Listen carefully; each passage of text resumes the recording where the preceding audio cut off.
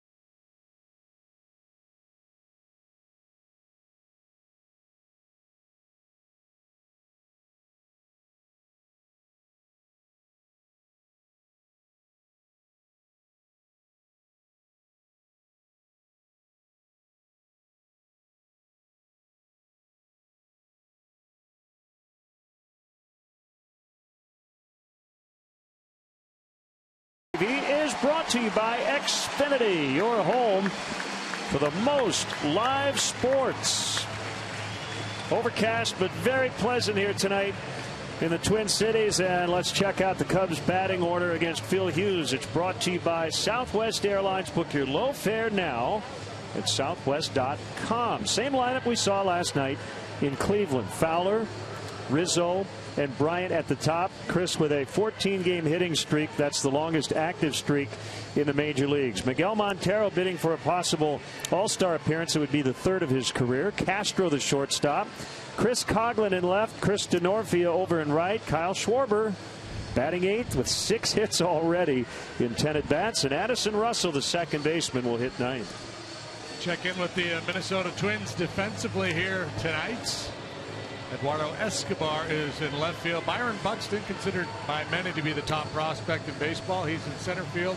Eddie Rosario plays right field tonight. They got a lot of Eddies. Eduardo Nunez at short. Trevor Plouffe, the 3rd sacker. Brian Dozier, he's solid over there at second base. And Joe Mauer at first. Kurt Suzuki, very good defensively behind the plate. Phil Hughes, big right-hander on the mound for the Twins. 6'5", 250, 28 years of age.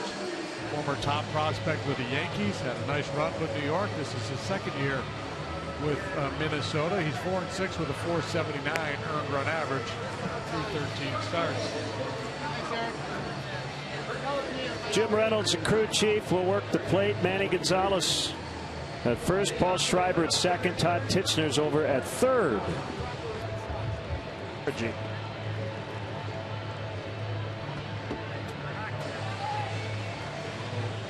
Both teams 6 games over 500. Both teams right now currently in a wild card spot in their respective leagues. Big crowd on hand, expecting a sellout tomorrow. So it's fastball, cut fastball, curveball, and changeup for Hughes. And as I mentioned, he throws strike one more than any pitcher in baseball. There's another one. 73% of the time he delivers strike one. He'll turn 29 in 5 days. California native with a cutter off the inside corner. That pitch has been problematic for him at times this year. He's given up a lot of home runs. 15 allowed. He gave up just 16 all of last year. Fowler in the air to left. Caught by Eduardo Escobar. Now this is actually a pretty interesting matchup because the Cubs see more pitches than any team in baseball. They're very patient. Hughes is impatient. He's go, go, go, attack, attack, attack. And if the Cubs maintain that patient approach, they're likely to be hitting from behind in the count quite a bit. So expect to see the Cubs come out of their game plan a little bit and try to ambush Hughes. And it would be a very good candidate to do that. Anthony Rizzo, really good when he attacks that first pitch. 2 for his last 27. The hits, a double and a home run. And there's the curve. Over for a strike. Hughes 6'5", 250. First round pick of the New York Yankees back in 2004. A little bit of a short arm delivery. He doesn't sink the ball. He'll work up in the zone with elevated fastballs and cutters, so he gets a lot of outs in the air. And now the Twins got a little blitz going here as Plouffe jogs on over to the right side of the infield. And he's going to make the play. He did not catch it. It hit the dirt. So they shift against Rizzo at the exact perfect time, or imperfect time if you're Anthony.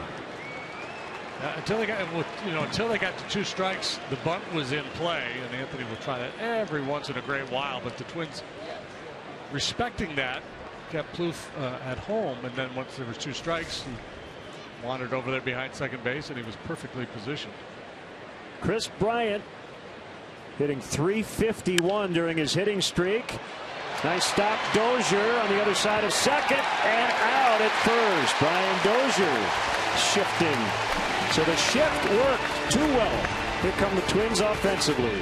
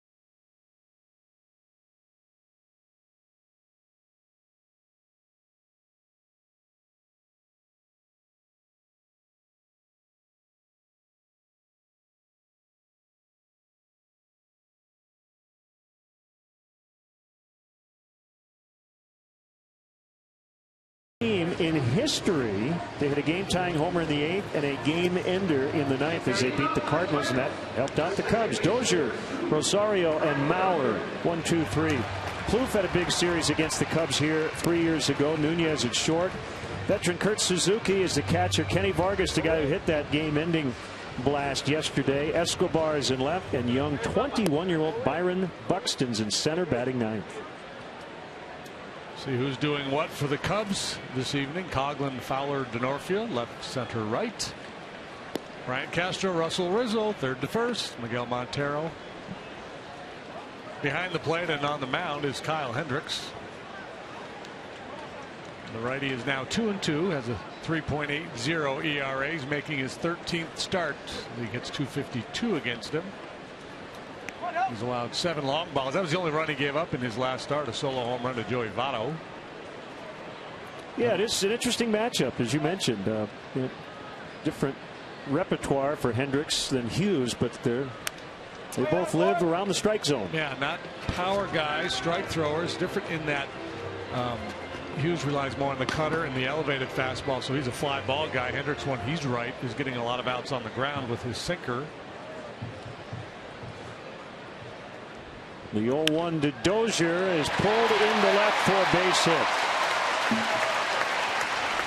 He is a dead pull. Fly ball hitter. That was not a fly ball, but extends his on base streak to 26 games. Yeah, he pulls the ball more than any player in baseball. This pitch up in the zone, pretty easy to get to, and he yanks it through the hole. That'll bring up Eddie Rosario. He's playing right. No Torrey Hunter tonight. So if you looked at the Twins record, and not many people around baseball thought they would be in this position, you'd say, well, everything has gone right, and that's actually not the case. Outside for a ball. Jordan Schaefer was their opening day center fielder. He just got released. Danny Santana was their shortstop. He's back in the minor leagues. Oswaldo Arcia was here when the season opened. He's in the minors. There's a base hit to right. And they have 2 on and nobody out for Joe Mauer. Mauer hitting just .253. Ricky Nolasco's on the DL. Phil Hughes has struggled. Urban Santana missing half the year due to a suspension, so they've overcome some things. Yeah, they really have. When you look at the numbers, it doesn't really add up. And frankly, I would be surprised unless they get some reinforcements that if this club manages to stay above 500. But you know, they played winning baseball so far. Had that great month of May when they won 20 ball games. They're just 6-11 here in June. Hitting a major league worst .214 in June. Mauer tied the ball game yesterday in the 8th inning off Kevin Segrist with a home run. Hometown kid, signed through 2018. First overall pick in the 2001 draft, and longtime catcher is now a first baseman. Oh, this kid was all world everything. He was recruited to play quarterback at Florida State. He's an outstanding basketball player. Shows bunt. And here was yesterday to the opposite way, in fact, over 400 feet to tie it.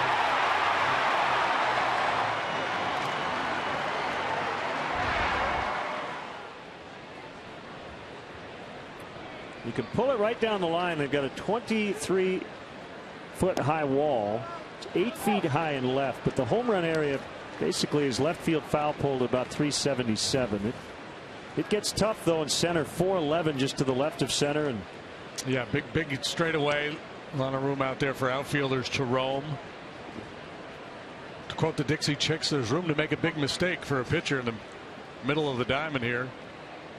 That little awning in right is intriguing. Almost like the overhang in Tiger Stadium. 3-1 on Mauer.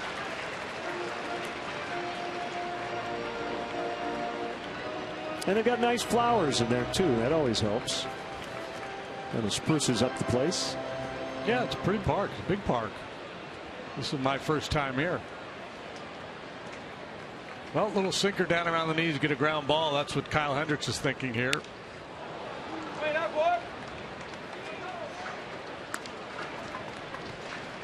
And here's Joe Mauer. He won the MVP in 2009. It was also the last year of the Metrodome. He's continued to get on base, but the power number's down, and this park has a little bit to do with that.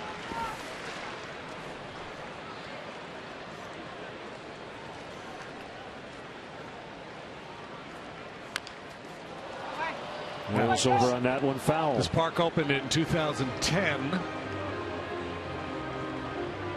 And there you see the breakdown between the Metrodome, his old home, and here at Target Field, where he's played just a fewer games here. Batting average has stayed good. On base percentage good, not as good. And the slugging numbers significantly lower.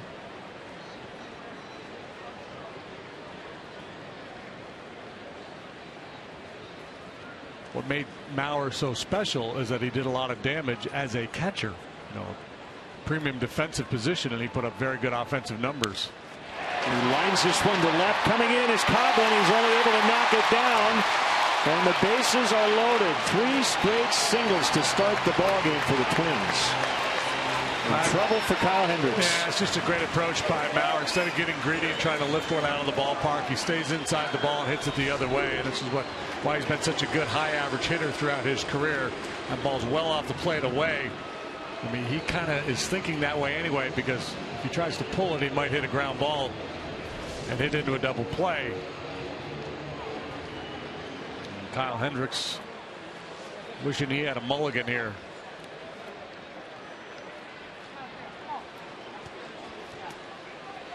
Trevor Plouffe, the cleanup hitter. 3-game series against the Cubs in 2012. He had 6 hits, 2 doubles, 2 homers, and knocked in 5.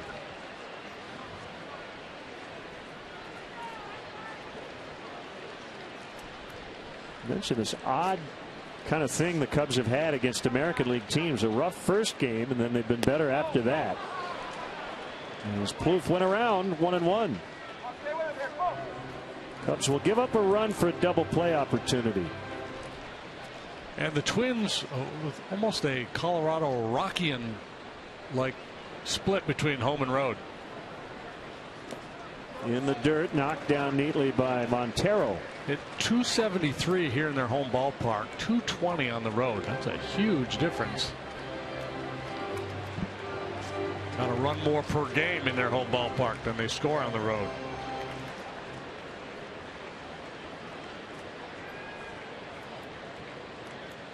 Kyle twirling that baseball between his thumb and his index finger as he gets a sign and a strike. And the outside makes it 2-2. Eduardo Nunez, the shortstop, is on deck. Kyle has to feel a little vulnerable, not just because the bases are loaded here and nobody's out, but he just doesn't have the feel for his sinker yet. There's a double play chance. Oh, and dropped by Castro. Everybody's safe. They were going to get a run either way. Now they're going to get another one. Oh, no.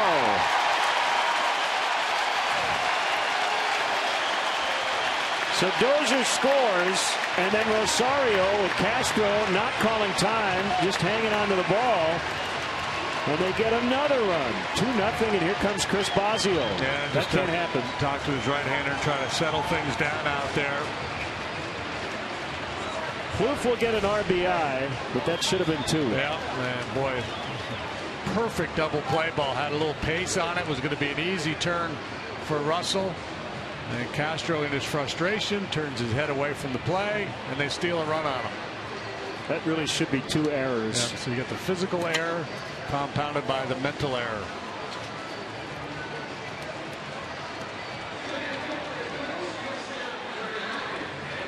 Got to play the game.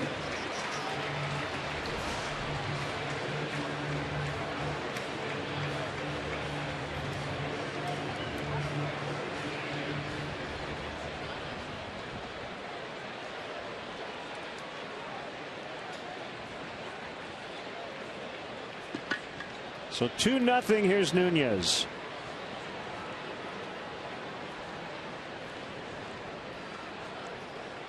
And the pitch is a curveball that misses high.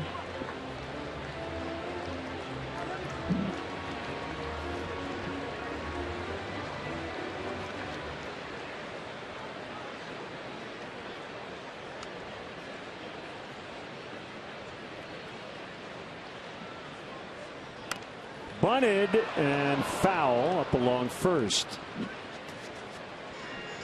Well, I know who will really like that base running play by Rosario is the manager, Paul Molitor. He I might argue, is one of the best base runners in big league history. Paul was he a very wasn't good fast, base but he knew how to run the bases.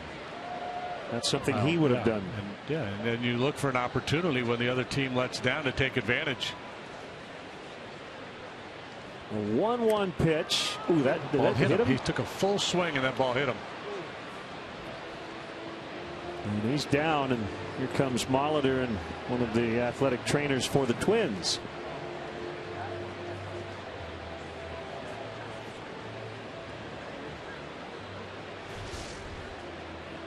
It's a two-seam fastball running in on Nunez.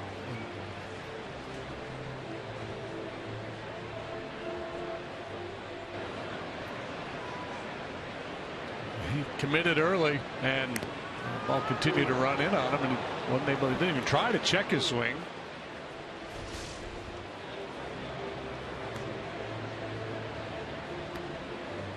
Pointing at his middle fingers in the knuckle area, and that can always be a dangerous thing, particularly when it's pinched up against the bat.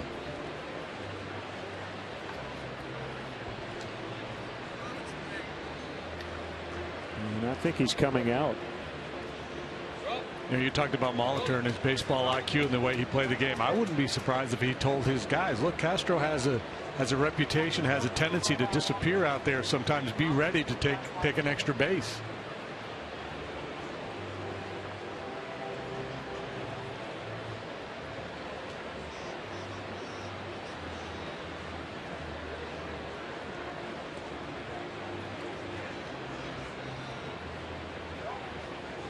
Well, he's going to try to stay in.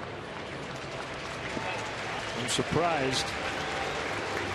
It's not like he can even take his base, because, as you said, that's a strike. Yeah. Very painful one at that. Trying to swing the bat a couple of times.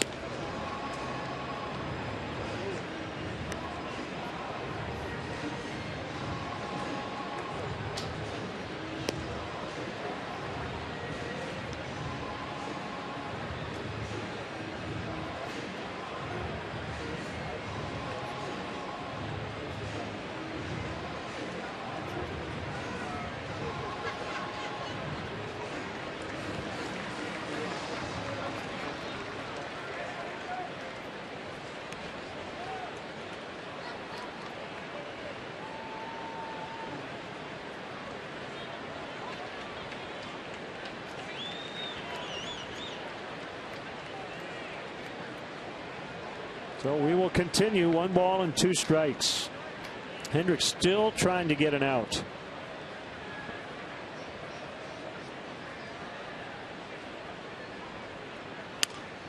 Pulled on the ground. Bryant will step on third. Throw to first is offline, so they only get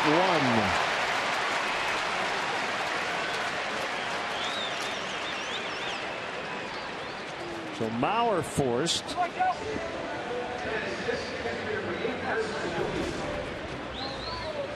It's a bad combination for Hendricks. He's having a hard time settling in out there, and the guys behind him aren't making plays. He struggles with his throwing. Usually it's the other way, drifting up the line a little bit.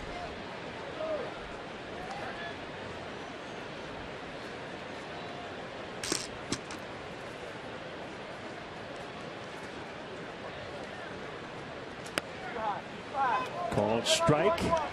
And the catcher, Suzuki. First time All-Star last year. This is his 9th major league campaign. An athletic, a national, and a twin.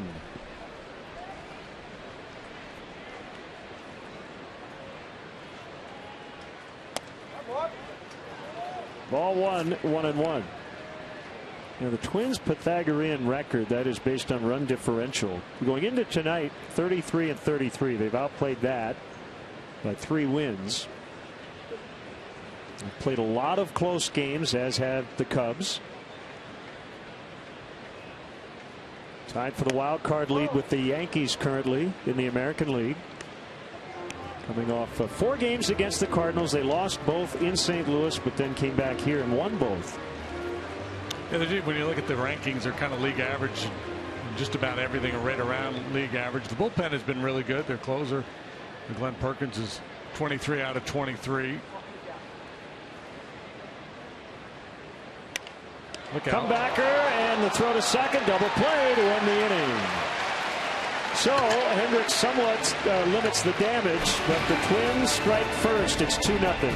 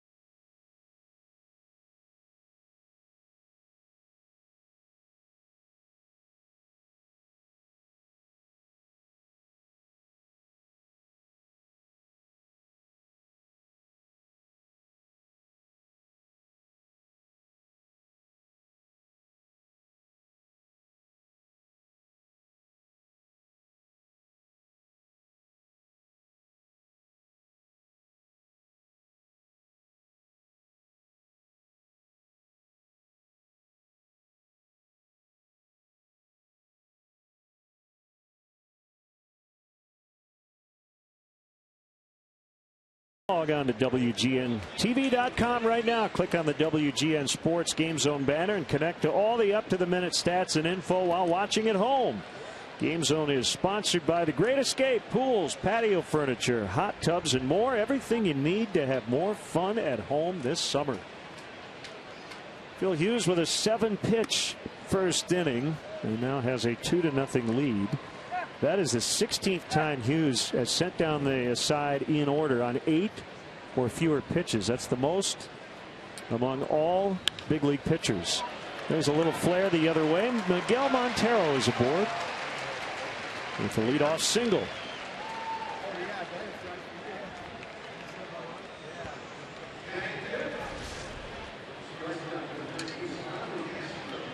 Well, trying to get in on him and left the ball out over the plate. Montero takes advantage. Flips it to left for a leadoff knock. Now Castro batting 5th tonight. Well, it's a beautiful thing about this game. You make a big mistake, you have a chance to redeem yourself. Short lead by Montero, and the first pitch is a strike to Castro, hit by a pitch on the left arm last night. You see some extra protection on that forearm. Fortunately, just some swelling, but he's okay.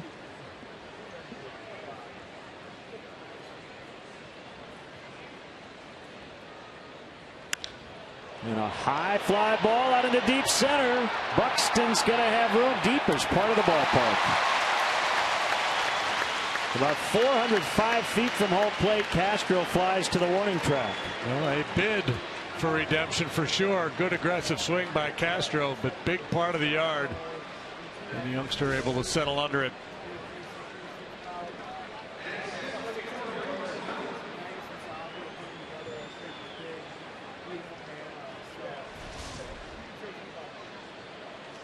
Now Chris Coghlan, a day after his 30th birthday.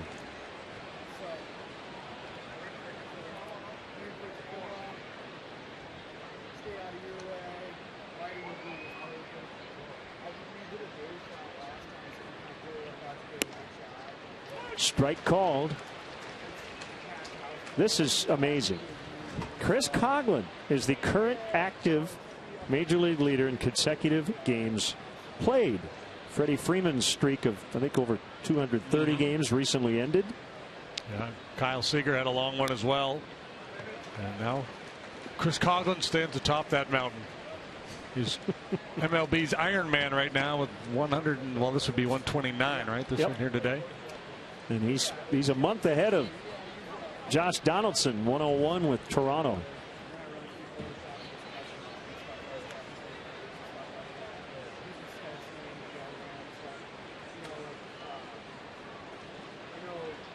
Two strikes on him. Going in. And he fought off foul on the cutter.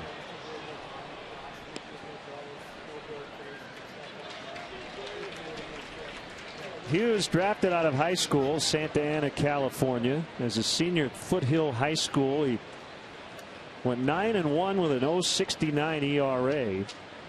His strikeouts to walks ratio as a senior in high school, 61 innings, 83 punch-outs, 3 walks. So he's been at this for a while. Yes, he's been a strike-throwing machine since he was a teenager. Real good as a minor leaguer in the Yankee organization. If you recall, there was a lot of hype surrounding Phil Hughes as he made his way through the Yankee chain. And last year, he set the major league record for strikeout to walk ratio, besting Brett Saberhagen. 11.5 strikeouts for every walk. Called strike 3. Coughlin didn't like it. That's the first strikeout for Hughes. That pitch was never a strike. It'd be one thing if it started on the plate and ran off. You might expect to get that call, but that was a backdoor cutter that started well off the plate and never did get back to the corner. Now Chris Denorfia making his 12th start of the year. Bauer still holding on Montero. Curveball. Strike 1. Kyle Schwarber now on deck.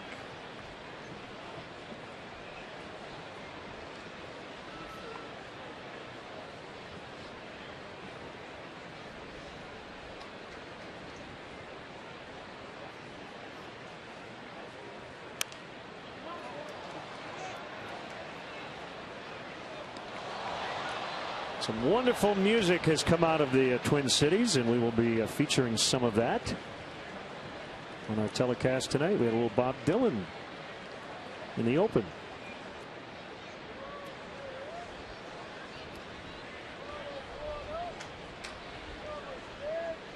I hope we have the theme to the Mary Tyler Moore Show. Oh, we should find that.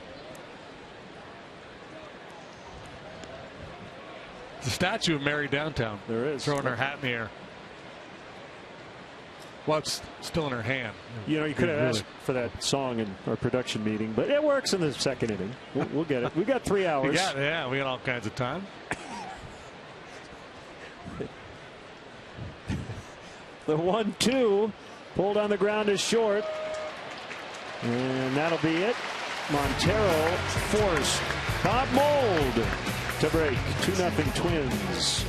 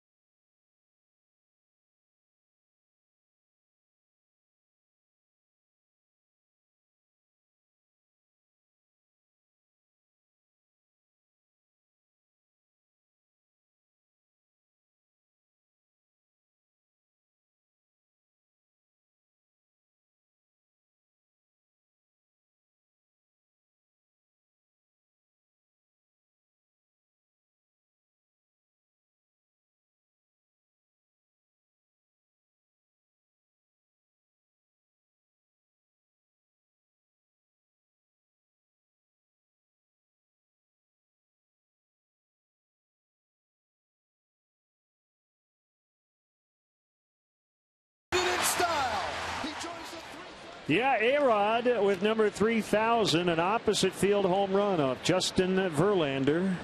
Tigers Yankees 2-2 in the bottom of the 5th. Here it's 2-0 Minnesota. Switch hitting DH Kenny Vargas won the game yesterday off Carlos Villanueva to beat the Cardinals.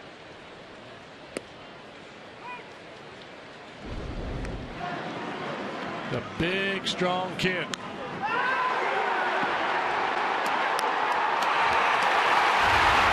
And the hero for the Twins yesterday.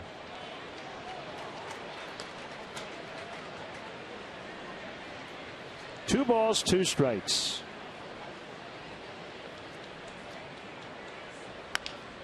Bounce past Hendricks. Russell's got some time and he gets him. Let's go back to A-Rod. 29th to 3,000. Paul Molitor, one of those exclusive members as well. One of two with the hits, the RBIs, and the homers. Escobar swings away. Coghlan back on it over his head. And that's a 1-out double for Eduardo Escobar. Playing left tonight. That ball jumped off his bat. Yeah, I think Coghlan was fooled by it a little bit.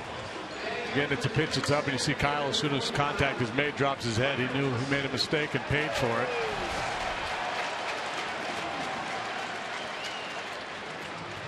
Didn't Jeter hit a home run for his 3,000th hit as well? I believe so, yep. Wade Boggs. Here's Byron Buxton. His 6th major league game. 2 out of 16. One of those hits was his first major league hit, a triple. He had 12 at Double-A this year.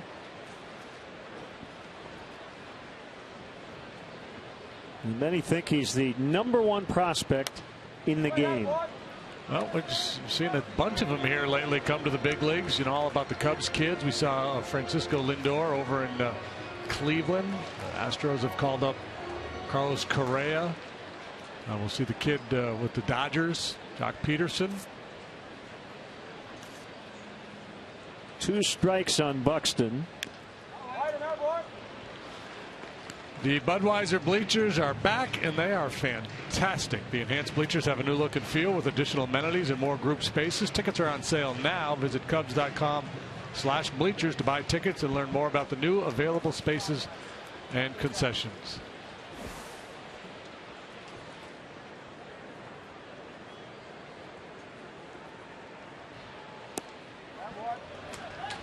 One and two. One follow up on the A-Rod thing. Yeah, it's just strange to me that the Yankees kind of almost ignored him passing Willie Mays, but 3,000 became a big deal. I don't know if it has anything to do with that marketing part of his contract or not, but very odd as Russell makes the catch. Yeah. Cub fans, make sure you check out Len and JD's baseball blog at WGNTV.com. Sponsored by Jeff Vukovich, the nationwide insurance agent serving the area for 37 years. To join the nation, contact Jeff at jeffvuk.com. Nationwide is on your side.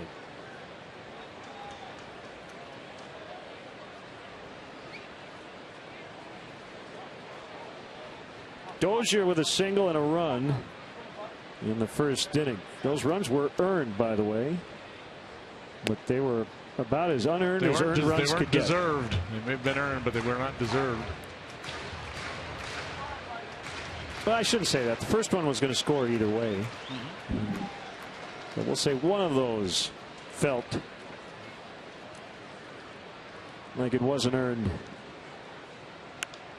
Checked his swing, pops it up. Rizzo makes the catch, and the inning is over. 2-0 Minnesota after 2.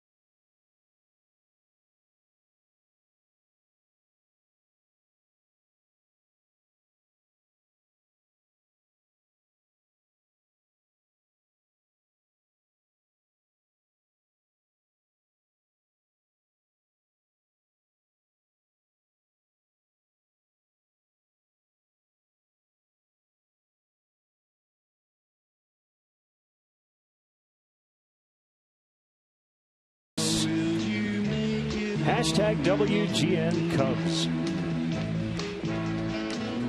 This world is It's easy to dance to, too. Girl, this time you're all alone, but it's time you A start. lot of Cub fans here this weekend. It's time you let someone else do some giving. A lot of Cub shirts. And a lot in Blackhawk jerseys. Yes. Kind of saying, take that, Wild fans. 1-0 on Kyle Schwarber. He did get the home run ball from last night from the A's fan who caught it. In return, the fan got an autographed ball from Kyle and from Corey Kluber.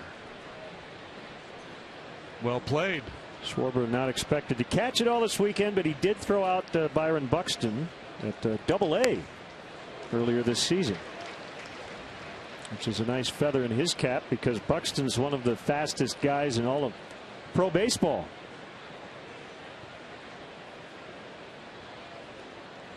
He could turn out the lights, get under the covers before the room gets dark. The 1-2 didn't bite on a curve. So the Phil Hughes story from last September. Twins are out of contention, well out of contention. He had a $500,000 bonus based on 210 innings. He got within 1 out of that when he had to leave due to a rain delay. It's 2-2. Schwarber strikes out. So it was his final start a few days before the end of the year. Twins then offered him a chance to pitch in relief to reach that bonus, but he said, you know what, that doesn't feel right. He added if the Twins had actually needed him, if it were a playoff run, of course he'd have done it. Worked out in the end. In December, he signed a 3-year, $42 million extension, taking him through 2019. Yeah, well, that builds goodwill, doesn't it? Yeah. Between the player and the club and the community, for that matter.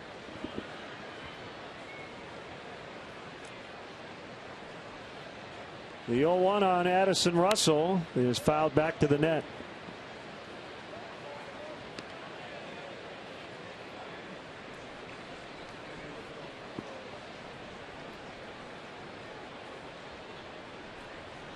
Well, if this park is not sold out tonight, it's very close. Slow roller, backhanded by Mauer. Hughes over to cover. It's close, but he got him.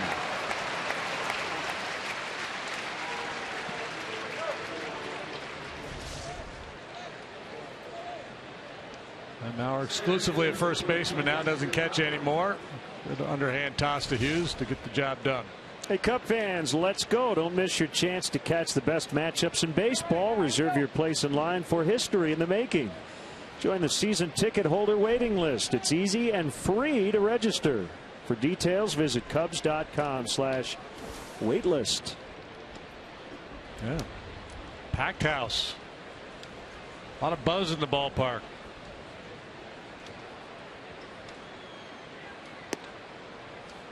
Curve strike, Dexter Fowler. He flied to left to start the game. Twins shift on the infield. They give him a little room out in left center.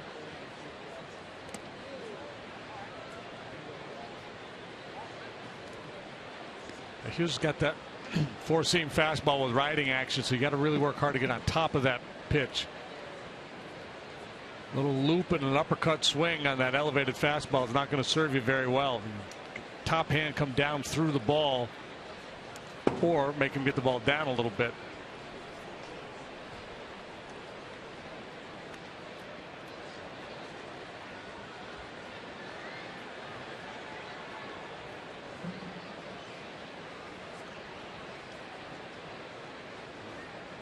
Overall, the numbers for Hughes this year not good, but a little better of late. No decision last time out at Texas. 6 innings of 3-run baseball.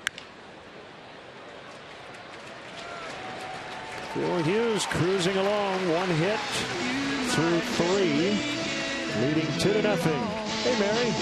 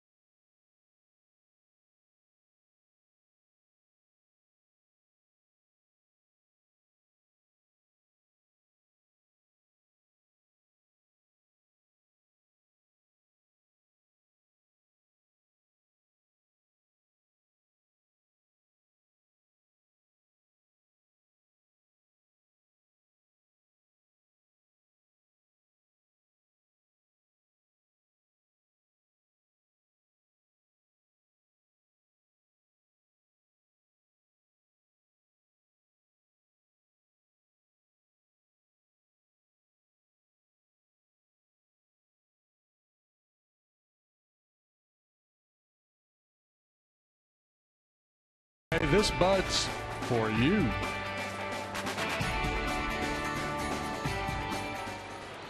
Kyle Hendricks back to work, and a cut and a miss by Eddie Rosario, the right fielder.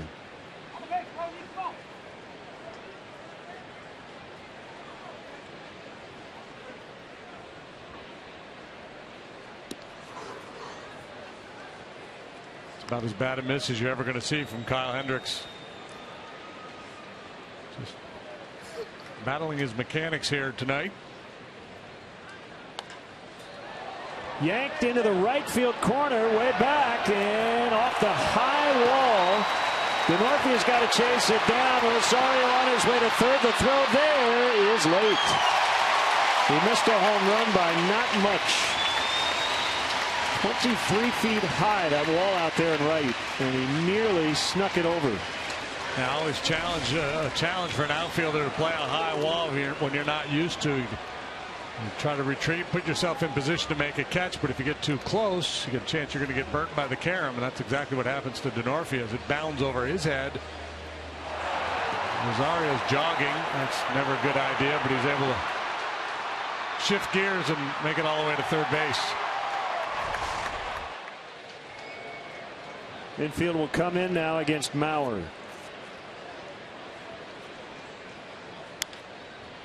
Runner's going to hold at third as Mauer grounds to Russell.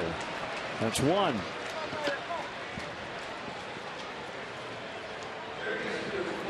Hey, Cub fans, let's go. The Cubs are heating up. So is the weather. Make plans to enjoy a game inside beautiful Wrigley Field. And the Cubs are back home this Monday, June 22nd. It's a 4-game homestand against the Los Angeles Dodgers. Tickets are still available. Visit Cubs.com today. Infield stays in against Trevor Plouffe.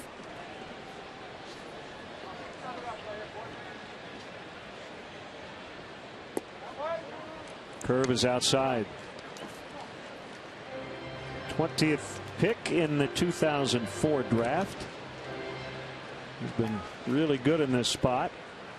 Just won a couple of slots before Phil Hughes went to the Yankees. That'll get it done. Deep to right. DeNorfia at the wall, and he can't make the catch. Rosario will jog home. It's a double for Plouffe. 3-0 Twins.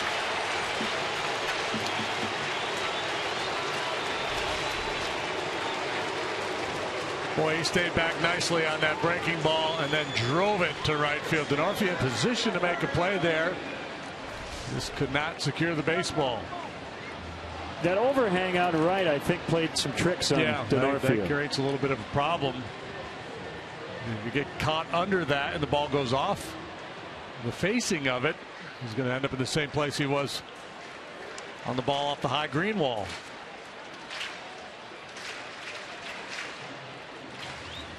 So that's 6 hits now for the Twins. Half of those coming the first 3 batters of the first inning.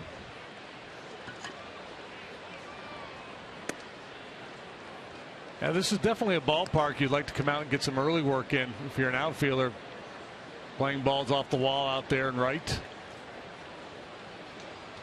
Twins have a couple of utility guys in their lineup tonight, Nunez and Escobar.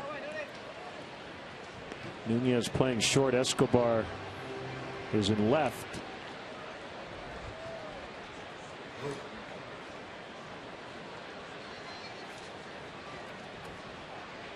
Hitters count and the 2-0. Bounce back to Hendricks. And the throw to third. Out. So they get Plouffe, who got caught in that rundown. 2 down. Paul Molitor's taking a little time here. He wants his guys to look this one over and make sure the tag was applied. Kyle made the wrong play here. Looks like he's going to get away with it. No indication from Molitor that he's going to challenge. In other words, the wrong play is throwing behind the runner. Him, yeah. Yeah, got him. You know, make the runner stop, get him headed back to second base, then make the throw, or if anything, give up a throw to a crashing infielder in front of him.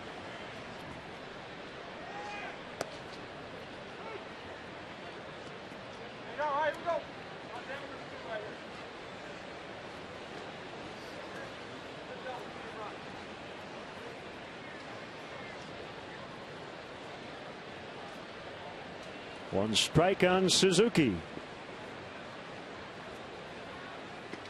Check on Nunez.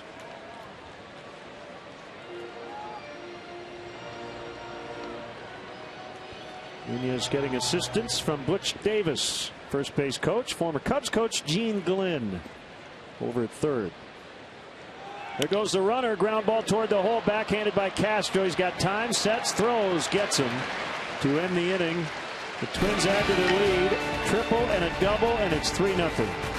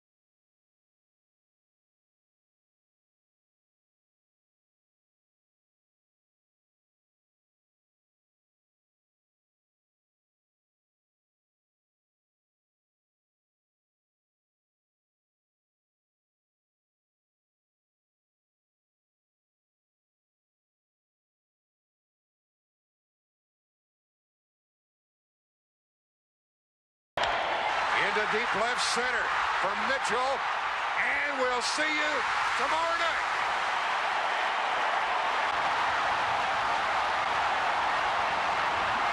That's our Mazda replay cam. Mazda conviction, creativity, courage. This is the Mazda way. Kirby Puckett, one of the all-time Twin greats, Hall of Famer, the late Kirby Puckett, a Chicago native, and one of the biggest home runs in World Series history. And you could argue the '91 World Series was possibly the greatest. 1-0 in 11 in Game 6 on that home run.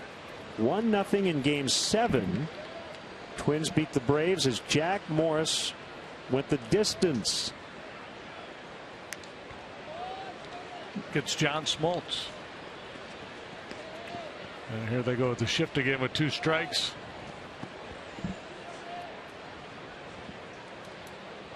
'87 and '91. Metrodome was rocking. Beat the Cardinals in '87, Braves in '91. The Homer Dome.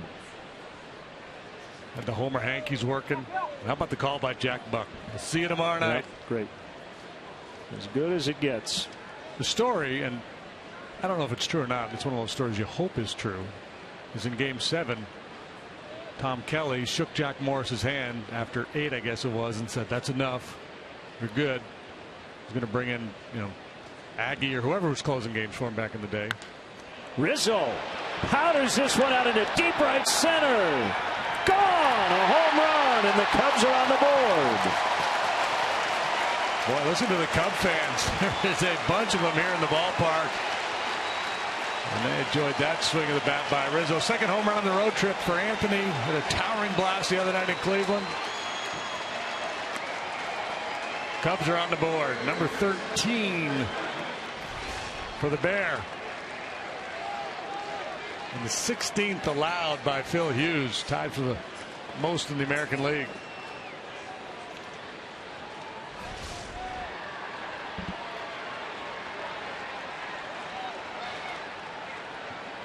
Well, now 3-1. Well, we can ask Jack that because he's here this weekend. The story was that he said, I'm tempted not to ask him because I'm going to find out it's not true, and I just love the story. But anyway, the story goes. I'll only tell you if it's true. TK said, Jack, you're done. Dick Such, the pitching coach, went over and sat down next to Morris, and Jack said, hey, TK is going to have a problem because in the top of the inning, he's going to have 2 pitchers standing on the mound. And supposedly TK said, it's just a game. Why not? Let him go. Send him back out there. Beautiful.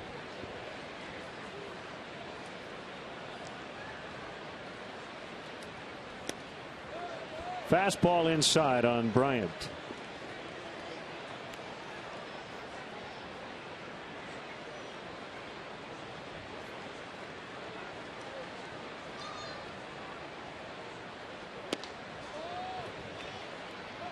Yeah, one of the knocks on Hughes is that he doesn't pitch inside enough.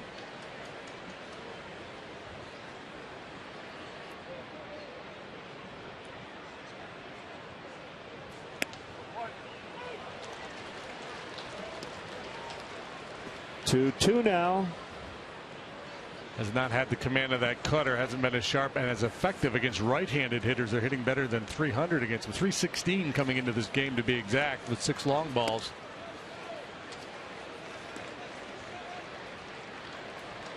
A rare 3-ball count from him.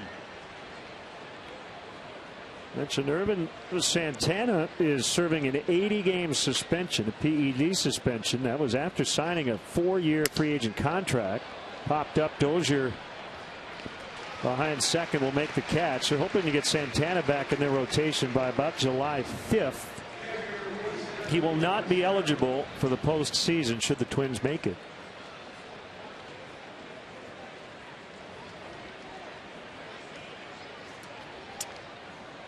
Tomorrow we will see Trevor May for the Twins. We may or we will? We will. Okay. John Lester for the Cubs, and Kyle Gibson, Jake Arrieta on Sunday. Line shot deep left. Caught. Little leap by Escobar.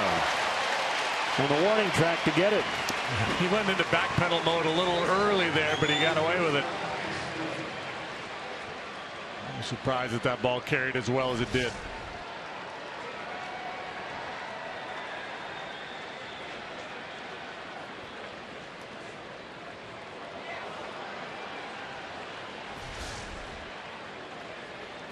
So 2 outs, and here's Castro.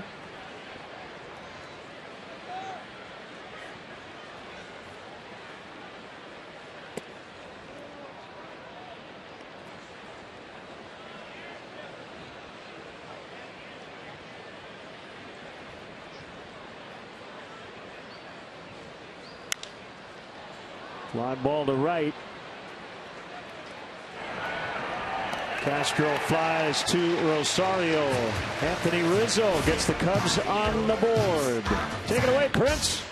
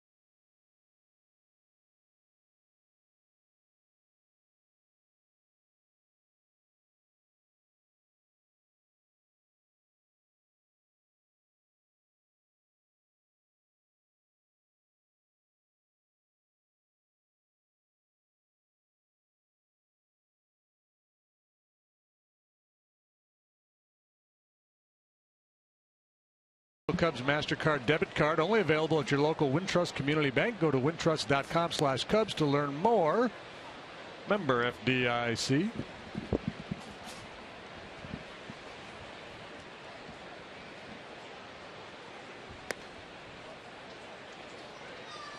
Two and 0 on Vargas.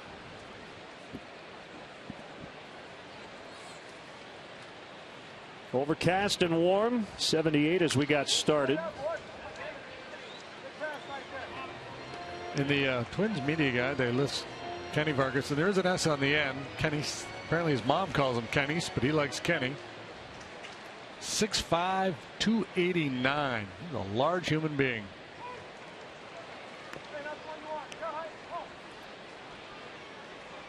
Hendricks back in at 2-2 the count. Fouled off. Marco Estrada of the Blue Jays is no hitting the Baltimore Orioles through 6. 5-0 Toronto. We'll keep an eye on that one.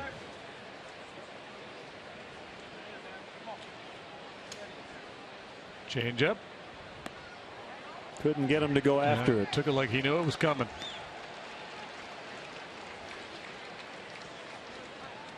Throw him another one. Could be cheating on a heater here. Kyle should be strong. Rain delay got him last time out. Pitch count was very low at 57. He's only gone over 100 pitches once in his first 12 starts.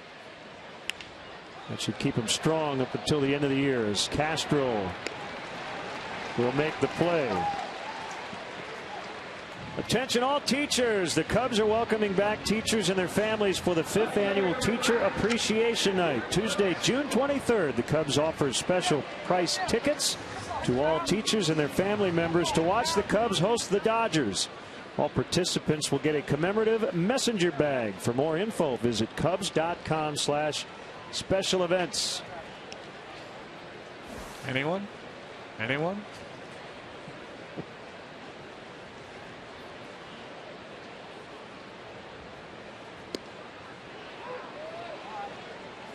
One strike to Escobar. Double in the second.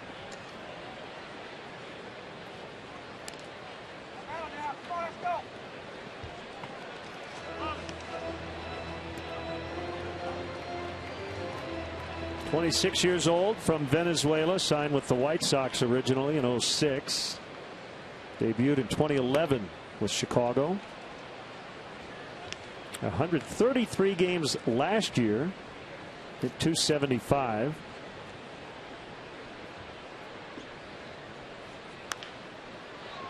And a ground ball to Rizzo. He'll take it to the bag. And let's step aside and see what's coming up on WGN.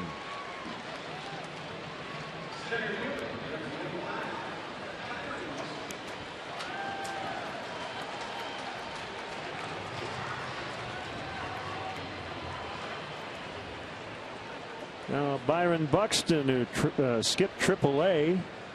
I suppose we could say Kyle Schwarber did the same this week, although he's going back to AAA on Monday.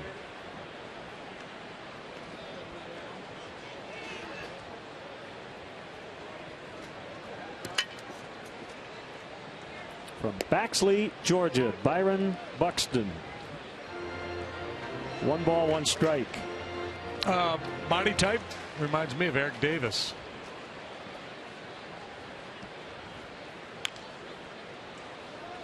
Now 1-2. And Twins feel like Buxton will fill out, get a little stronger, hit for more power. He's a 5-tool guy. Great speed, good arm.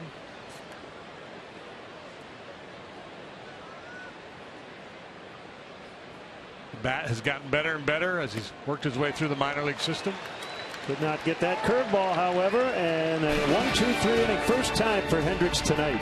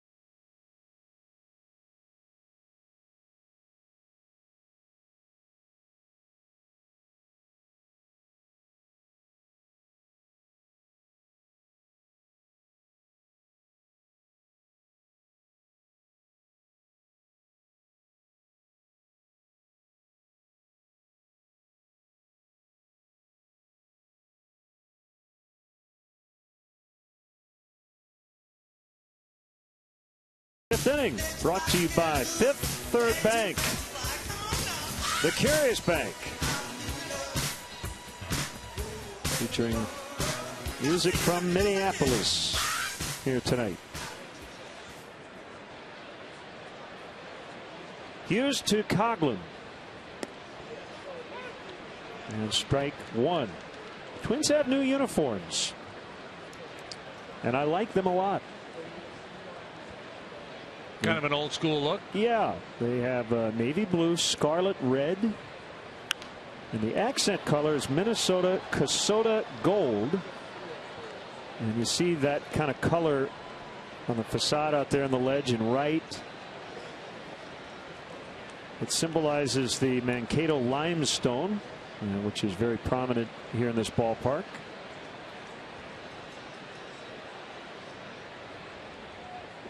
So no more pinstripes at home. Although they've got a pinstripe alternate, which is a 1961 throwback.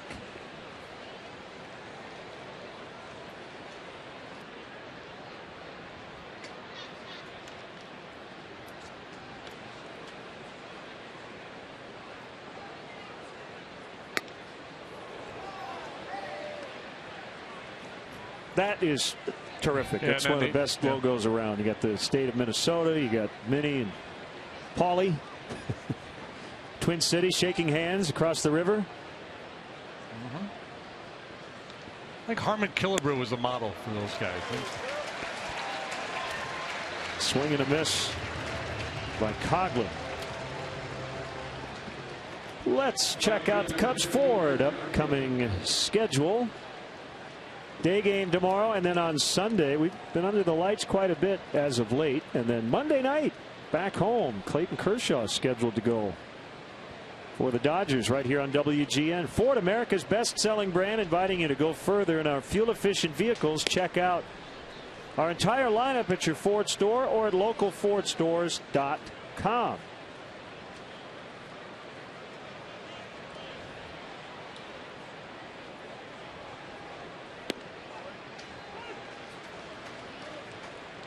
So that Monday matchup will be Kershaw and Wada, lefties, on the mound. That's a strike. 1-2.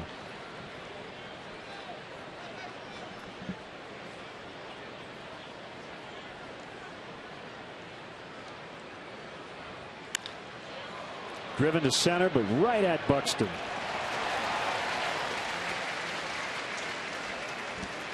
Time now for our speed replay, brought to you by Xfinity. As Kyle Schwarber digs in. Bang. Yeah. It was loud. Speed replay brought to you by Xfinity, your home for the most live sports. He'd been pulling the ball to right field, exploiting that hole between first and second some. That time he just hammered it to left. That's what he does. He uses the whole field and has power to all fields. This one popped up. Dozier makes the catch. Jay Farrar and Sunvolt to break. 3-1 Twins.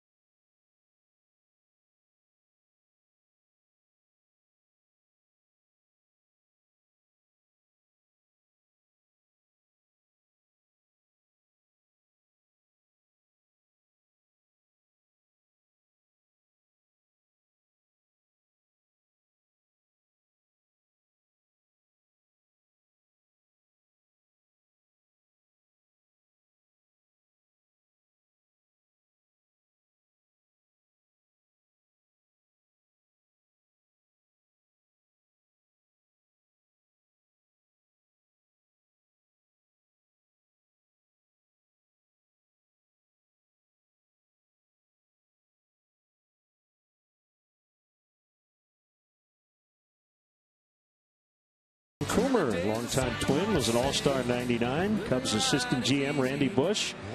Couple of rings. Pat Hughes, a TV broadcaster here, 1983. My partner pitched for the Twins briefly as well. Dozier deep to left over Coghlan. And it's a leadoff double for Brian Dozier. Talked about it. He's a fly ball pull hitter. And he's got 2 hits. Also great to see Corey Provis, Highland Park, Illinois native, former Cubs radio broadcaster, and now the radio voice of the Twins. He and his family have made the Twin Cities his home. He works with Danny Gladden. They do a great job.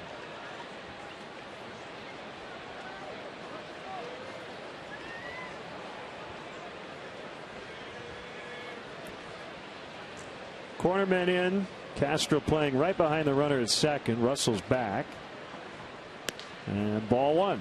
7 hits for the Twins now.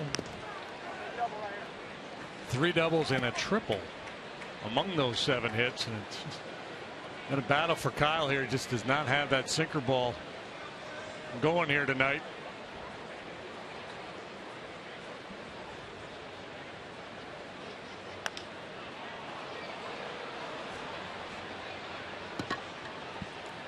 Fowler under it. Let's step aside once again and see what's coming up on WGN.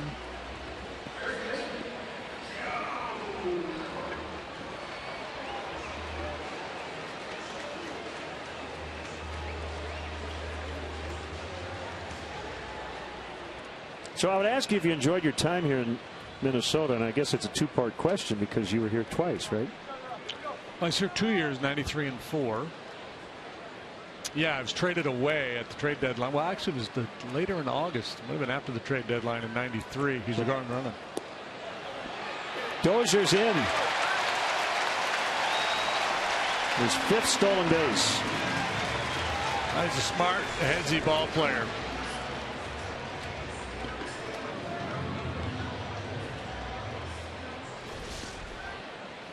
Forces the Cubs to pull the infield in and provides a great RBI opportunity for Mauer.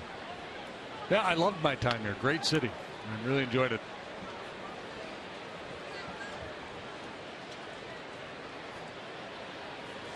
That was really your last full-time action in the big leagues. Yeah, well, that second year here it didn't go real well. So I guess that speaks for the city and the organization. Because you remember it fondly? I was the worst pitcher in all of baseball that year, but still have fond memories of my time in Minnesota. A chance to play for Tom Kelly, a very interesting character and a great manager.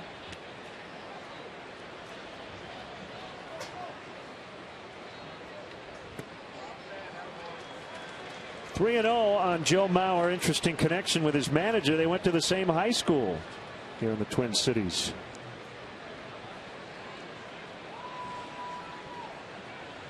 Cretin-Durham Hall High School. Hit .605 his senior year. He was the man. He played on state championship teams, football, basketball, baseball. 41 touchdowns, a quarterback. Talking about Mauer. Molitor was there just a few years before Joe. It was almost mythical what Mauer did in high school. Out of the Gil Thorpe comic strip or something. This has produced a lot of really good baseball players, this area. As Mauer walks, Jack Morris, we mentioned him, Dave Winfield, Kent Herbeck, he's from Bloomington. Not just about the hockey here in Minnesota. It's mostly about the fishing. I was channel surfing this morning, and there were 4 different channels showing fishing.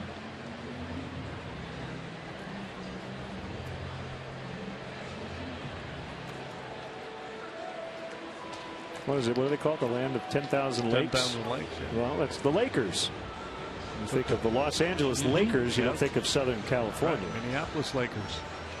George Mikan.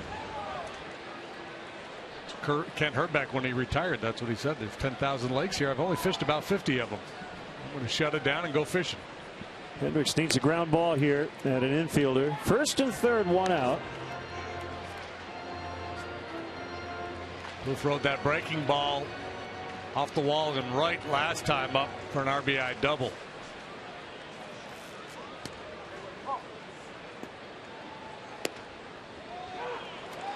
The other Mauer note, he struck out one time in high school.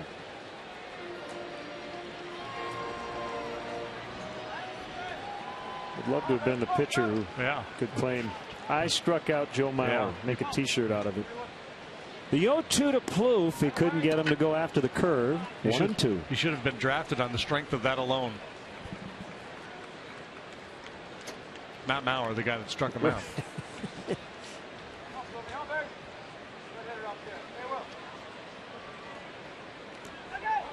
Montero knocks it down, but now the double play chance is gone as Mauer will take second on a wild pitch.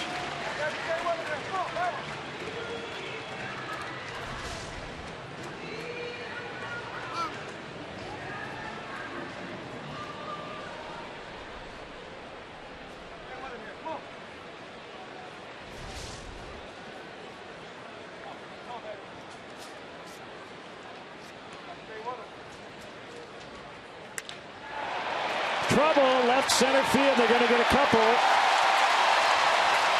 Dozier scores. Mauer is in.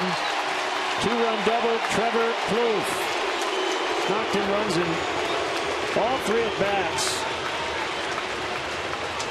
And now give him 9 RBIs in 4 games against the Cubs in this ballpark. Not a lot on that pitch. Didn't have good finish. I'm not sure if it was a cut changeup or just a little breaking ball. I thought with the first base open, they'd take a couple shots out of the zone, see if they could get Plouffe to chase. And maybe that was Kyle's intent, just didn't get the pitch where he wanted to.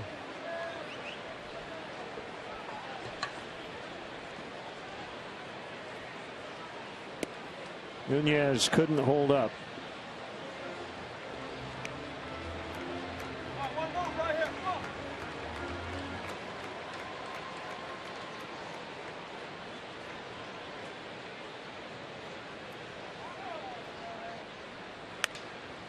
Back to Hendricks, and they've got Plouffe caught.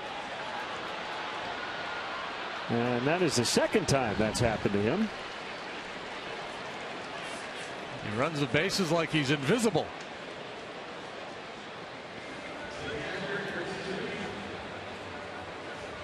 Meanwhile, Nunez has hit into 3 fielders' choices. Now you got to lead the league in something. There's Ejax getting ready. Do you ever try to unscrew a screw and you can't find a screwdriver, so you have to use a butter knife or something? Right. That's kind of like Kyle Hendricks here tonight. He just doesn't have a sinker. He doesn't have the best tool for the job. Right. He's trying to improvise here.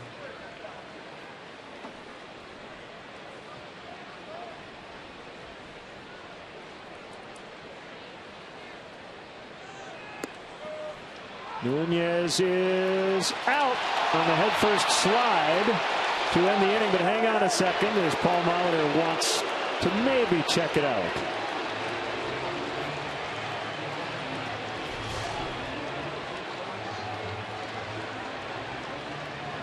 I think he's going to challenge it. Tough to tell. Like we've seen Addison Russell make so many good plays on stolen base attempts, tag plays, his body in awkward position, but still able to get to the ball and apply a tag. I think he was safe. The question is there enough evidence? Apparently not, to Paul Molitor's liking. So 5-1 Minnesota after 5.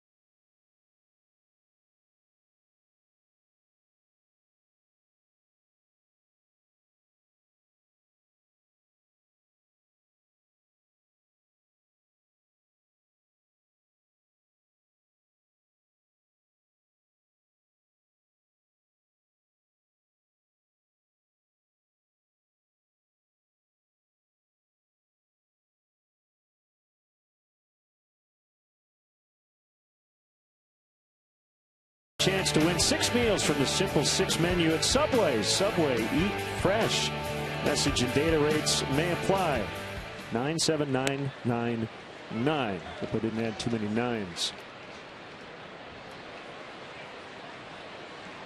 Marco Estrada's no-hitter gone. Bloop single Jimmy Paredes.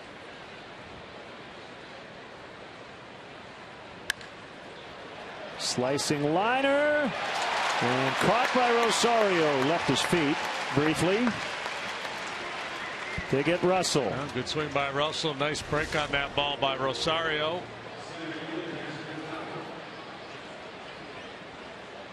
One pitch out for Hughes, so he's doing his thing. Very efficient, economical. His 58 pitches so far. Hasn't made many pitches from the stretch. He's allowed just 2 base runners, and one of those was the home run by Rizzo.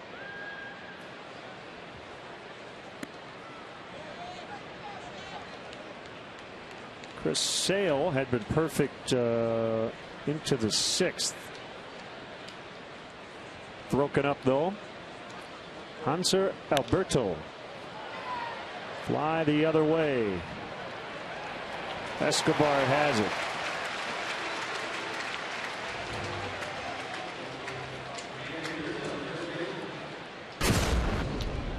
Southwest Airlines, how far did it fly? Anthony Rizzo's 13th home run of the year. 404 feet, the distance of that home run.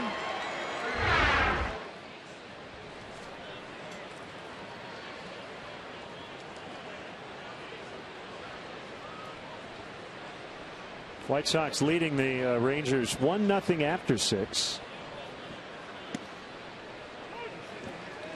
As the White Sox try to end a 7-game losing streak.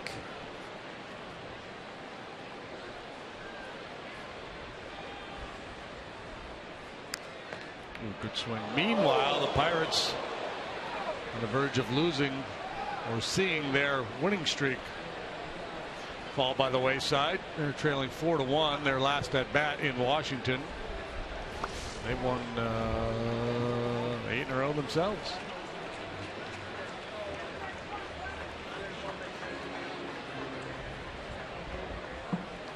Caught the home plate umpire Jim Reynolds on the carom.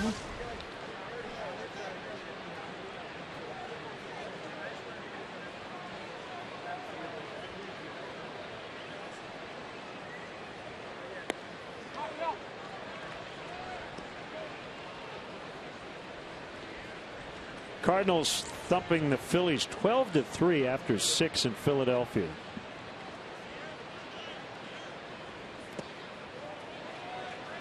Two and two. I'm guessing this is the Phil Hughes Twins fans saw a lot last year.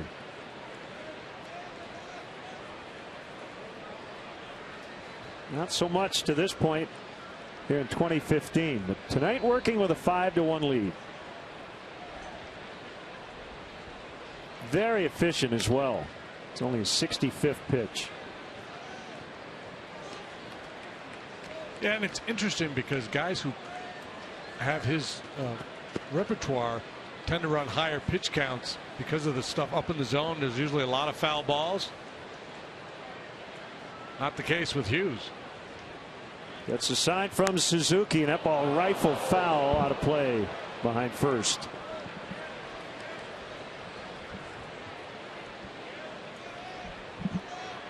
Yeah, it bears repeating. This is the kind of night you'd have been really frustrated if you were a baseball fan and you had to go inside the Metrodome. You've got to be outside tonight. Oh, gosh, yeah. Just gorgeous. They wanted a retractable roof here. It didn't work out that way, but if you had to pick one or the other, this is the way you'd do it. Yeah, you suffer through some cold days and nights early in the year, but the payoff comes in the summertime.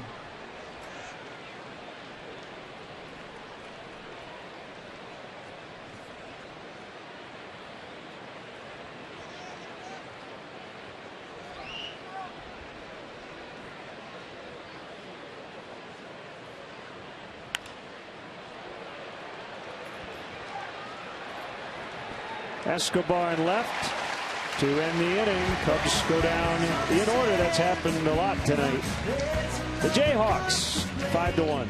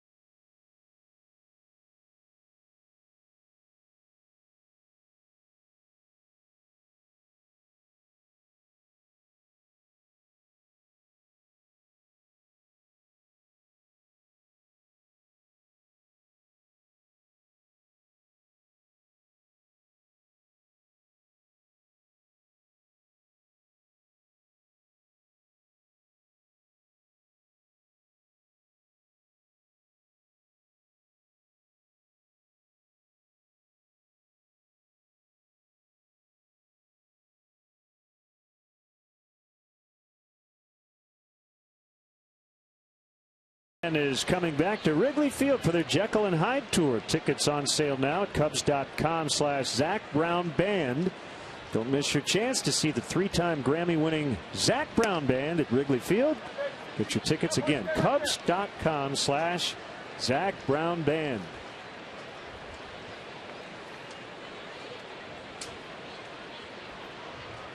Six, 7, and 8 for the Twins. 1-0 to Suzuki towards center on a hop. Russell, long throw. He had no prayer, but fun to watch.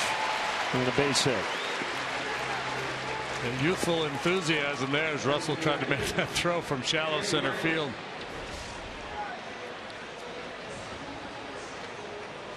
Stay gold, Pony Boy.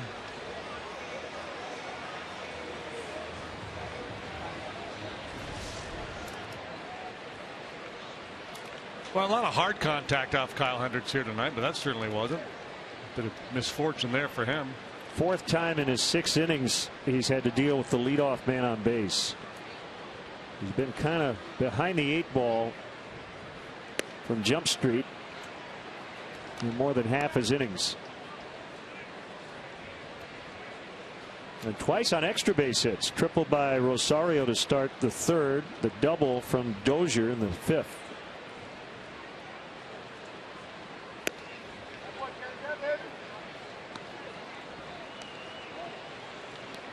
Top 4 in the Twins batting order have been on 9 times. And 12 trips to the plate. Line down into left center. To the wall it goes. Suzuki to 3rd. Gene Glenn's going to hold him there. It's a double for Vargas.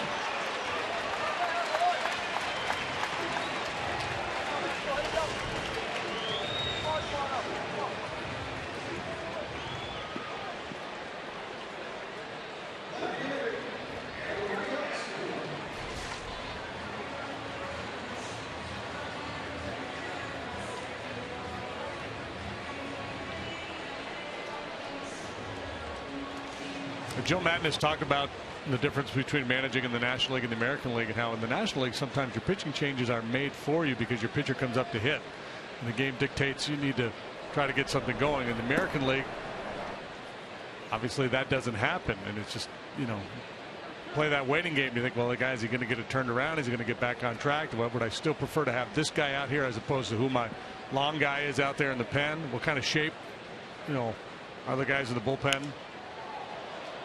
Sometimes you ask a starting pitcher to eat it a little bit, to to save some bullets for the rest of the guys in the pen. Well, and as I mentioned earlier, his pitch counts have not been very high. You're already down 4 here. You can squeeze one more inning out of him. You definitely will take it, but he's got some work to do here. Yeah, and I think if the Twins at the top of the order coming up in this inning, he may have made the move already, but since they were down near the bottom of the order, I think Joe thought he would roll the dice a little bit and send Kyle back out there. See if he can get a little something going and feel good about his outing before he left the mound, but that's just not going to happen. Suzuki in. Vargas stops at third, and on the play, Montero airmails one, trying to get Escobar. Another run scores. 7-1 Minnesota.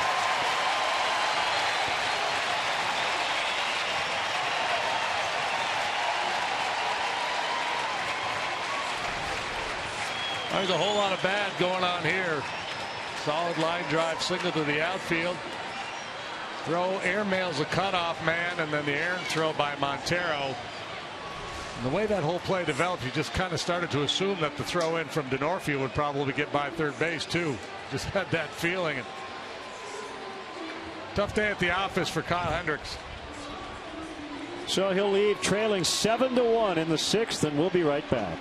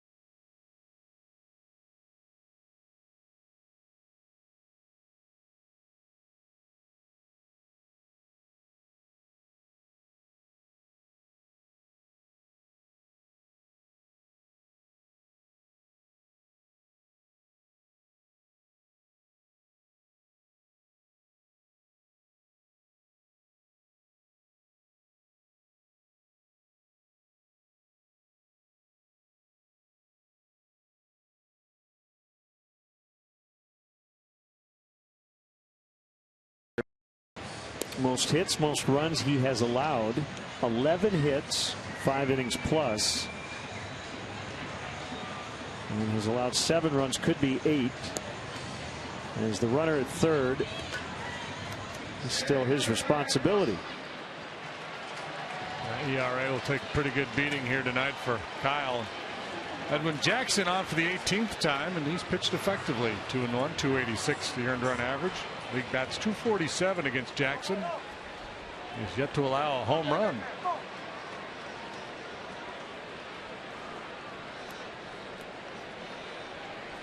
A couple of innings of 2-hit 1-run baseball a couple of days ago in Cleveland. Infielders in again. Way too common an occurrence here tonight. Buxton has popped to second and struck out swinging.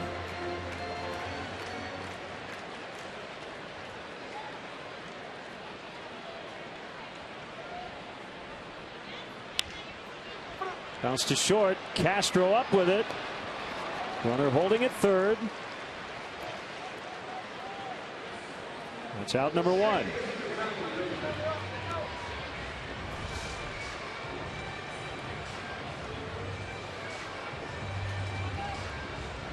It's played by Castro to get speedy Buxton.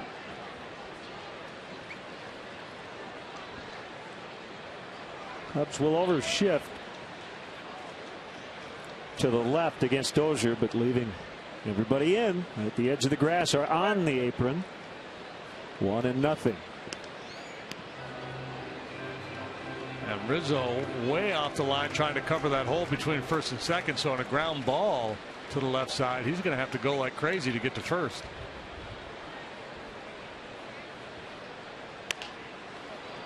It'll be fielded by Castro again. 2 outs.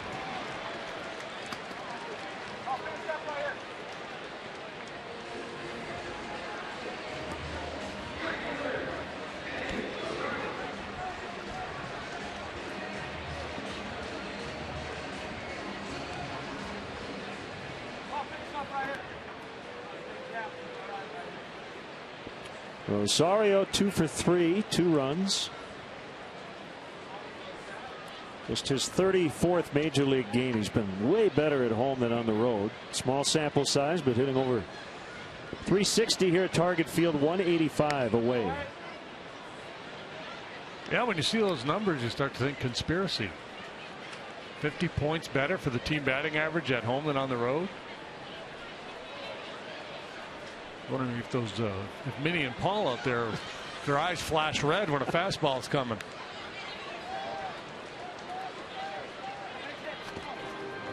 Back in the day, visiting teams used to accuse the Twins of manipulating the air conditioning, whether they were batting or not.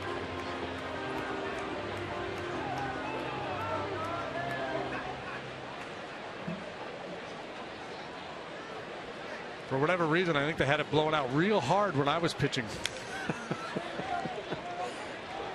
With the Twins. Yeah. No, it must have upset somebody in the front office. You must have told somebody during BP, it's really hot in here. Oh, yeah? Here you go, pal. We'll cool it off for you. Bam. What an upgrade, though, just in terms of the baseballness of this place over that. Nice job, Jackson. Keep that runner at third, but they add 2 more. It's 7-1.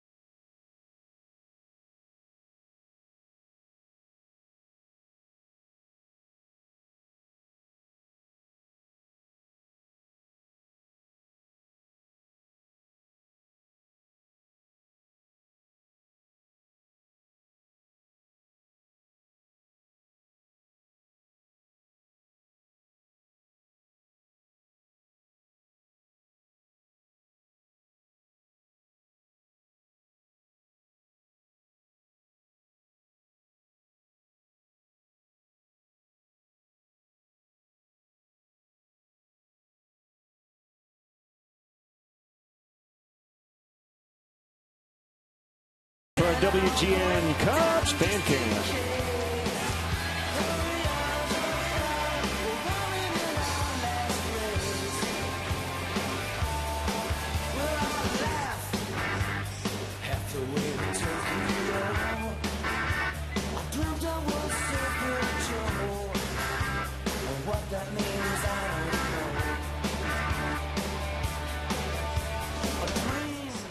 The Mats, I'll be you. The WGN Cubs fan cam tonight.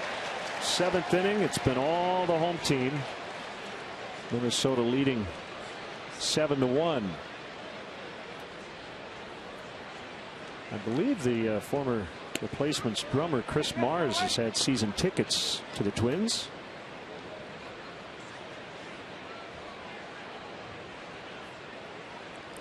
One and one to Bryant. Phil Hughes has been in command throughout. Ground ball wide of third. Another guy who was usually in command. It's Jack Morris. Jack's looking dapper, isn't he? He is. Longtime ace of the Tigers. From this area, we mentioned the great performance, Game 7 of the World Series in '91. Many think he should be in the Hall of Fame.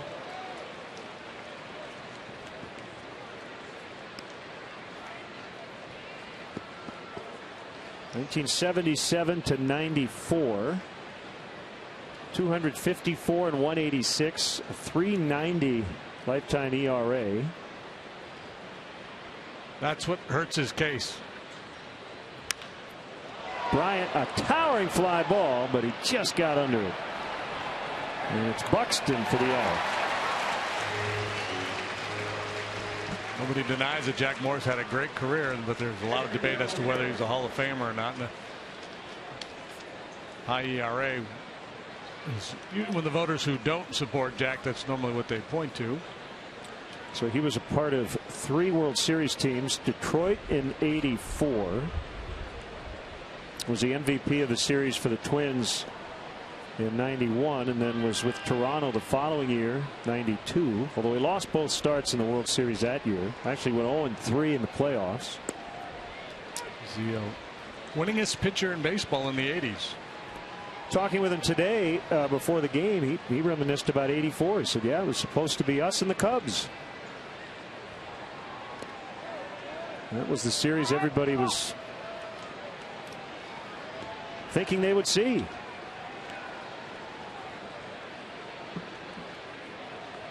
He won 2 games in that series against the Padres.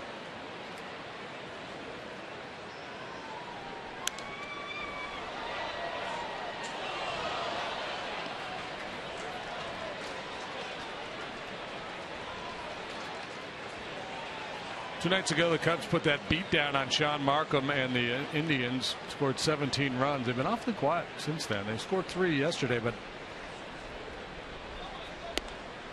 had a lot of 1, 2, 3 innings in that ball game. Got absolutely nothing done against the Cleveland bullpen after the rain delay, and very quiet here tonight.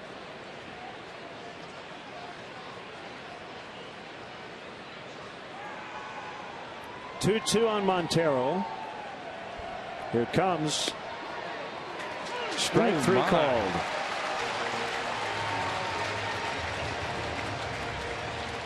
Number 4 for Hughes. Maybe it's me. Let's take a look. Let's look at our pitch tracks. Yeah, that ball's not a strike.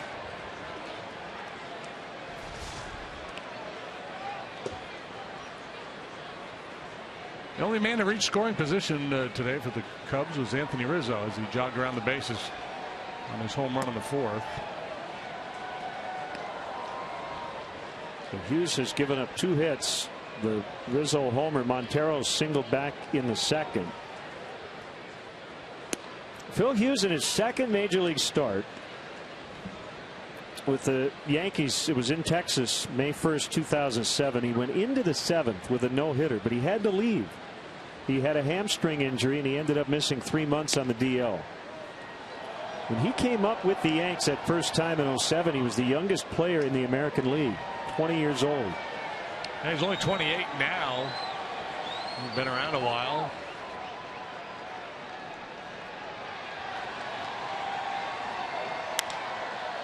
Driven deep the other way. Rosario makes a catch on a warning track. A running grab to Rob Castro.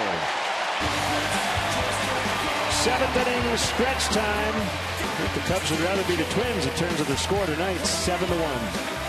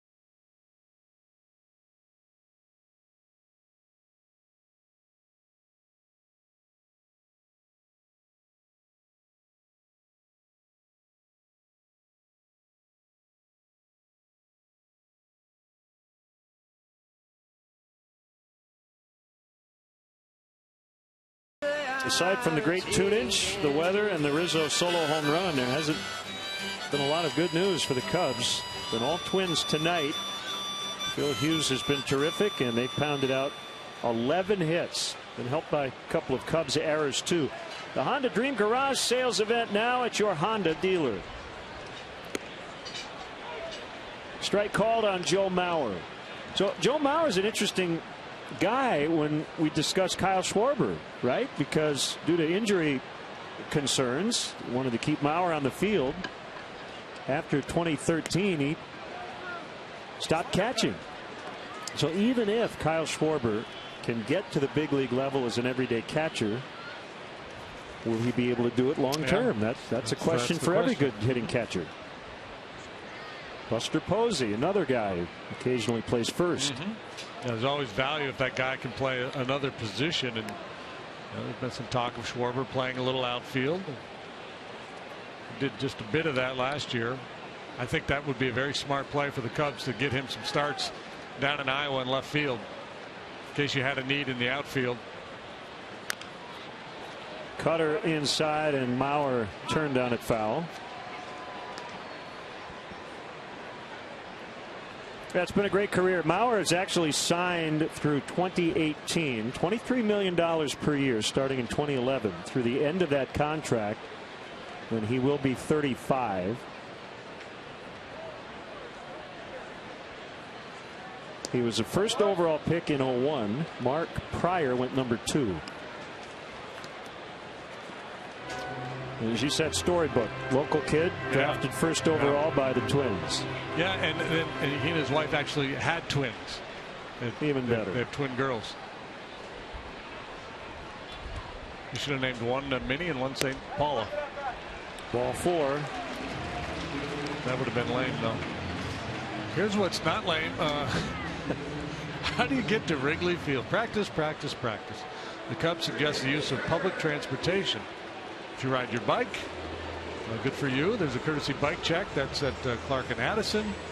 If you prefer to drive, the Cubs offer free parking and shuttle service on night and weekend games from 3900 North Rockwell. For details, visit Cubs.com.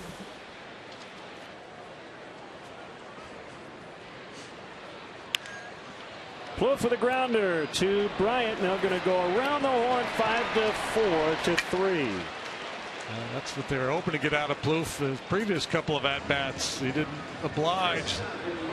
Those times he had doubles both times before, but this time he does hit it on the ground sharply. Bryant there to gobble it up and start the around the horn double play. Favorite Twins? Olsen's.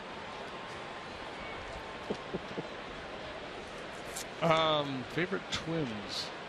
You mean like my teammates or just all-time favorite Twins? Kevin Tapani, Carl Willis. I got to go with Kirby. That's kind of the. Oh yeah, Puck man. He brought so much Mr. energy Twin, to the park. He was bubbly. I mean, he was made to be at the ballpark. So if he did the all-time Twin thing, Harmon Killebrew, right? Killebrew, Carew.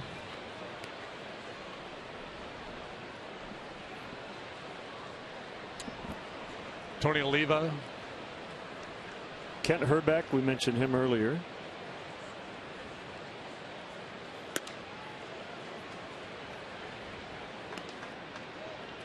Tom Brunansky. Boy, that team, yeah. Gary Gaetti. The Rat.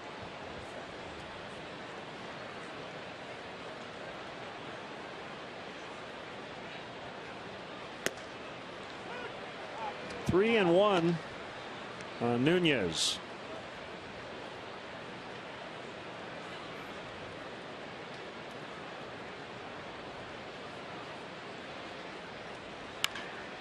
Line shot left center. Boy, they are wearing out that part of the field.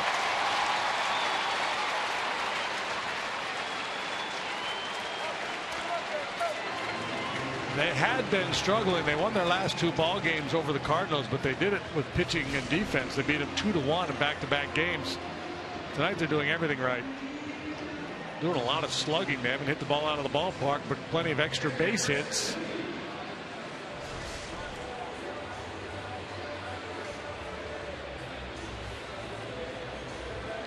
Can't forget Hall of Fame pitcher and 2 long stints with the Twins, Bert Blyleven, right next door to us.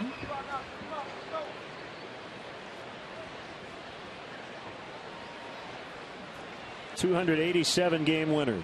One of the funniest human beings in the game. We're talking about Phil Hughes at his cutter, and he had a baseball in his hand. I said, Bert, would you cut it today like everybody else does? And without even pausing, he goes, I used to cut it all the time. He was referring to literally cutting, scratching the ball, a great movement. Yeah, scuffing it. He had one of the best curveballs of all time.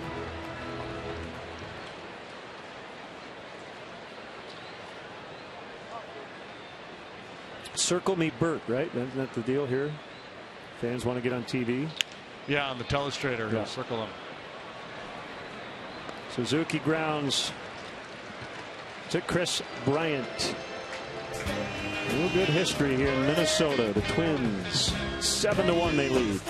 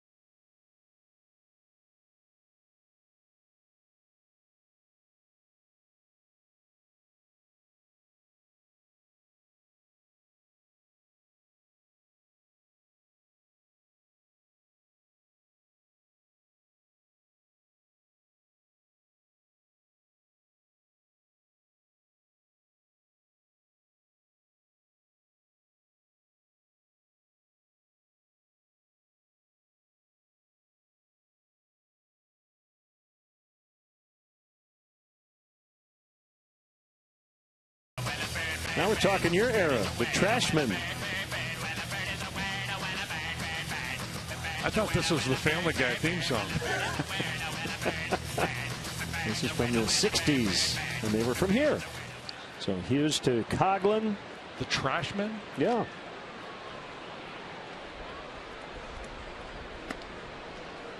Hey, we don't just play the obvious stuff. Somebody on Twitter, by the way, thank you. I don't remember who, but said we should play that one, and that's a great call. The surf rock out of the Twin Cities. Hashtag somebody. Buxton for the out. MLB.TV Premium is #1 for streaming live sports. Watch every out-of-market game live or on demand in True HD on over 400 mobile and connected devices. Blackout and other restrictions apply. Visit MLB.TV for details.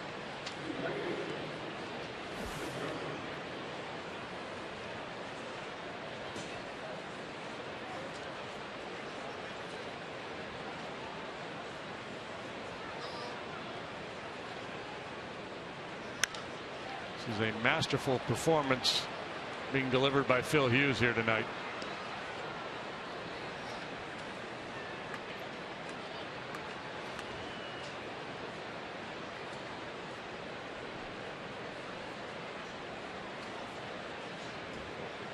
And some well-struck balls against him. Outfielders have been able to run him down. Castro's hit the ball very well a couple of times. Montero hit that line shot to left, and Escobar was able to track down.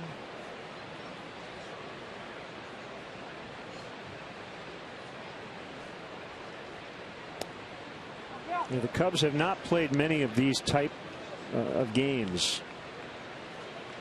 The score is kind of indicative of how they've played. I don't think Joe's too happy with that, but it does happen on occasion. On 2 bounces to the shortstop, Nunez.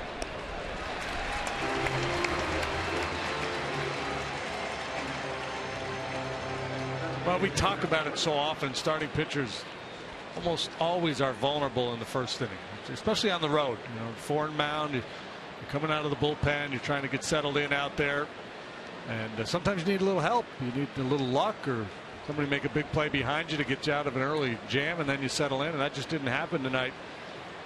Starlin made the error on the ground ball, and then the Twins were able to steal another run when Starlin didn't get the ball back in. Really set the tone. I mean, you know, Kyle Hendricks certainly had an opportunity to bounce back from that. He just never really got going tonight. Didn't have a sinker ball working.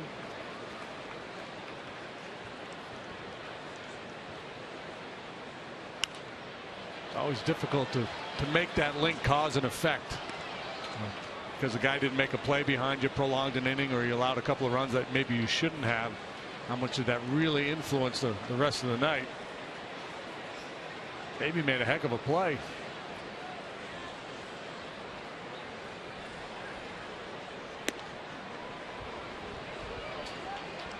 Hendricks charged with 7 runs, 6 earned. The last one he gave up was unearned. 5+ innings, 11 hits. Hughes with a 1-2. Close, but it's ball 2. See if Schwarber can salvage one here. Might be his final chance. Strikeout and a pop out. Took a couple shots off the outside corner. Let's see if they try to jam him here. They were able to get in on him and pop him up last time. Take a shot in there again. He was looking in there.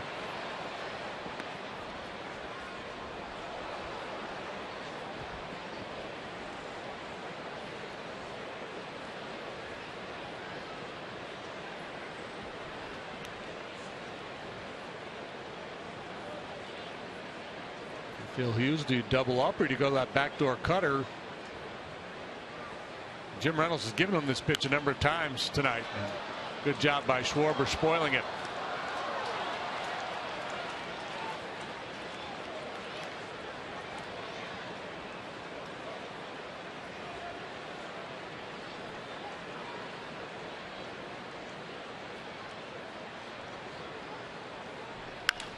Ground ball, and Hughes snags it. Been his night. That will end the inning.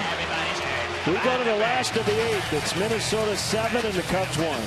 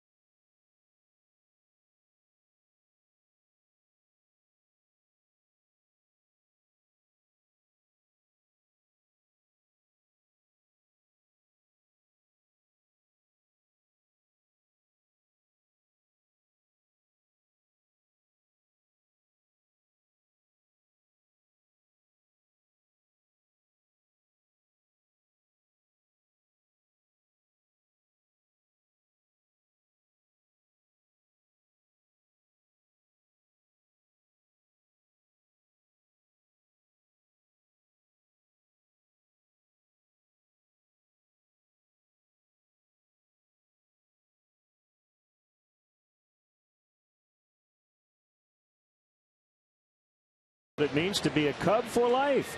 Get a customized photo of the Wrigley Field marquee, a Cubs birth certificate, baby stocking cap, and a Rookie of the Year onesie.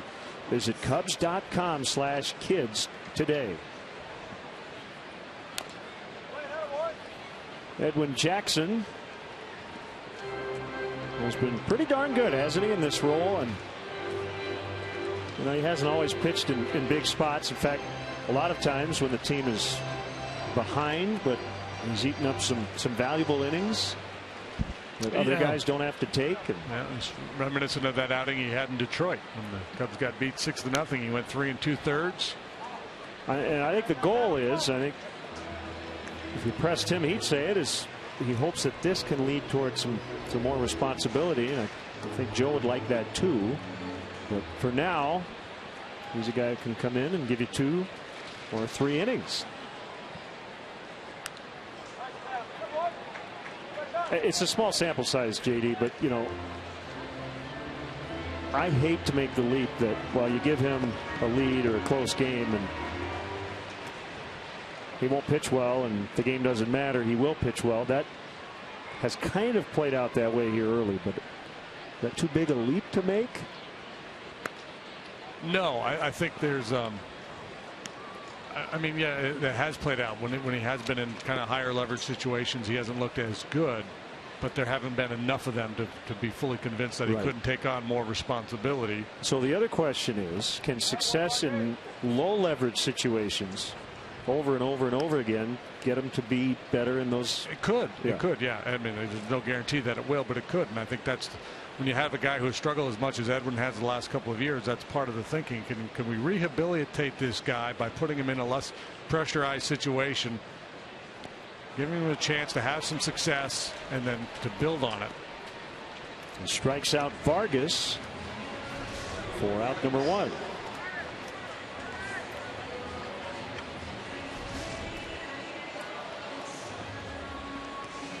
Where he could really come in to be valuable, it would be, like piggybacking with, say, Wada.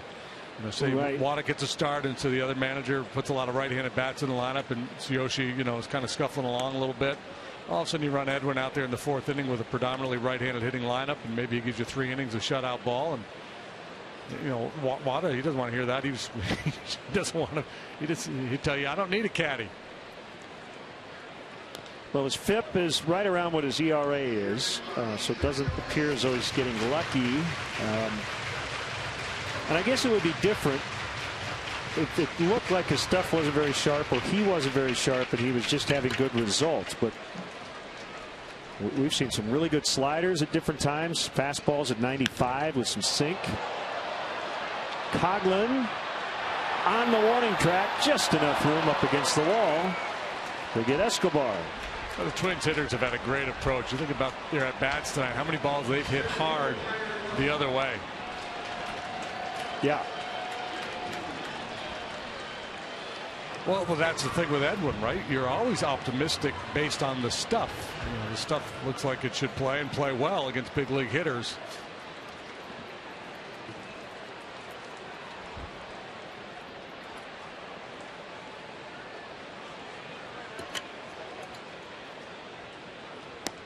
That's nasty right there. Yeah, if you're scouting this game and you've never seen Edwin Jackson, you'd have to say it's a plus changeup or a slider at 88 miles an hour. Yeah.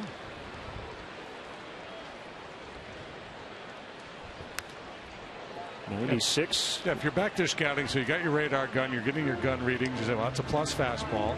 Action on the slider was really good. So then the next question is, well, how about fastball command? That's what kind of hurt him a lot. The last couple of years, that's what I've seen. Fastball command not good.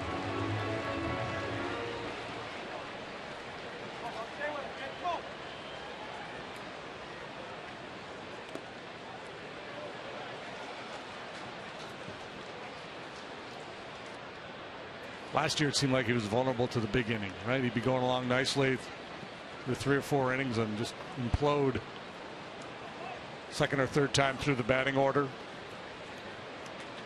That's the other thing about pitching out of the pen. Normally you don't see the batting order more than once. Lifted to left. Castro out, Coughlin in. It'll be the shortstop.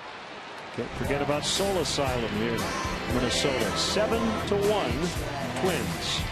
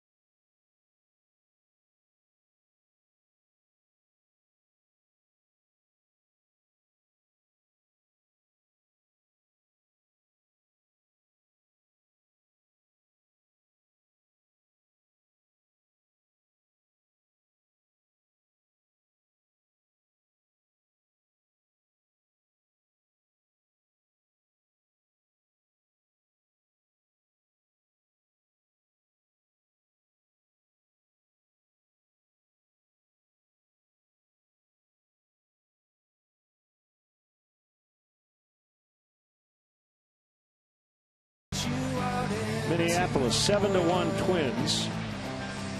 8 stellar innings from Phil Hughes. 2 hits, 1 run on the Rizzo homer. That was it. And Jonathan Ryan Graham, we call him JR. He's a rookie, and he'll try to get the final 3 outs. And Twins drafted him in the Rule 5 draft from the Atlanta Braves this offseason. He's been at Double-A the last 3 seasons for the Braves. Got a good arm. Got the softball stirrups going.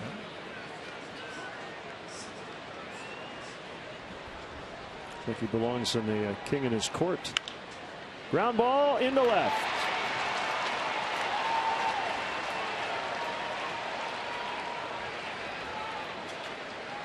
Russell hit the ball sharply last time up. He lined to the right fielder Rosario, who made a nice play on him. This time he finds a hole on the left side of the infield, so he's 1 out of 3. So actually a cool story. Why Graham wears his socks that way. I guess his mom is legally blind, and it helps her see him when she's watching the game on television. It's easy to no kidding pick him out on TV. That's a good son right there.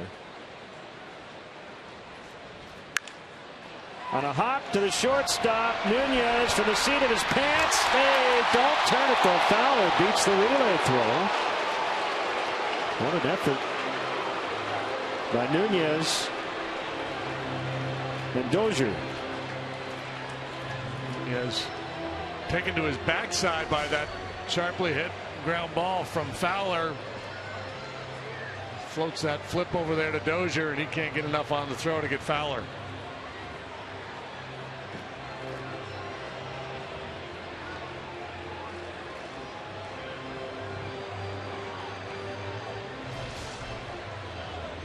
Thinking about it in the Twins dugout as to whether they want to challenge this play or not.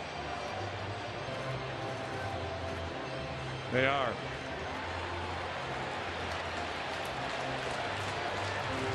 So that's the 2 new signs in baseball. The thumbs up from the phone who's speaking to the video guy, and then the manager going to the hands over the ears to indicate put on the headset and talk to New York.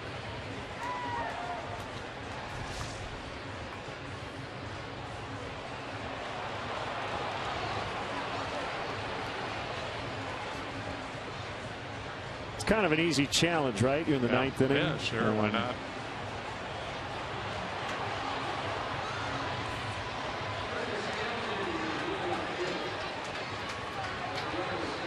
About as close as it can get. Yep. It'd be tough to overturn it. But again, we've said that 100 times. We've seen him overturned. I think Dozier had a little more time to come across the bag and put a little more on that throw to first base. But that's tough for a second baseman. You're back to the base runner. You're not sure how much time you have. That's why second basemen get dumped a lot. Shortstops don't. Shortstops can see the base runner coming. They know exactly how much time they have and where they need to go to avoid contact.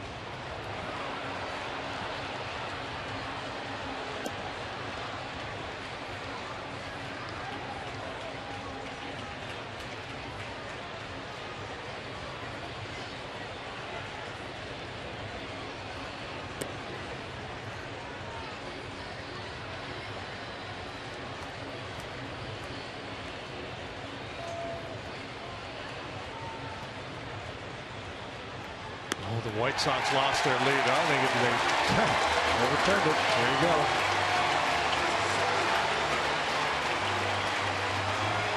Not meaningful in a 6-run ball game.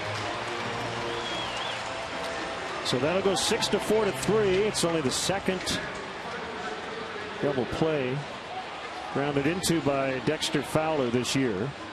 And 2 outs. Yeah, Texas now leading the White Sox 2-1 in the bottom of the 9th. 2 runs in that 9th inning. Chris Sale had struck out 14 through 8. David Robertson gave it up in the 9th.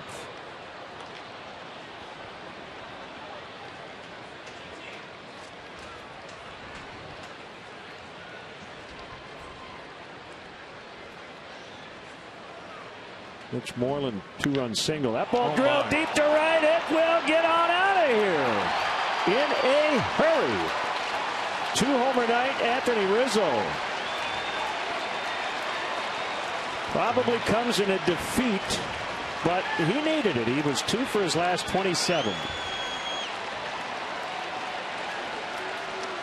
Twins fans will harken back to Kent Herbeck. That's the way Herbie used to hit him.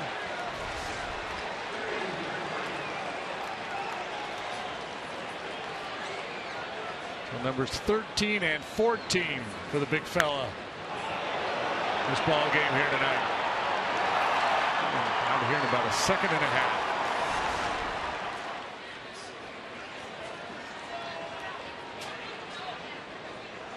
The pitch to Bryant. Slider is off the plate outside for ball 1.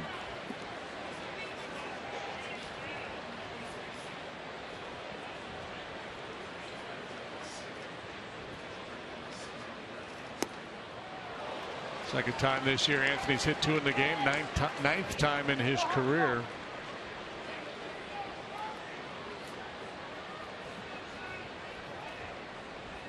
Very awkward cut by Bryant on strike 1. This one's high. How far did it fly? Southwest Airlines wants to know. How about 393 quick feet?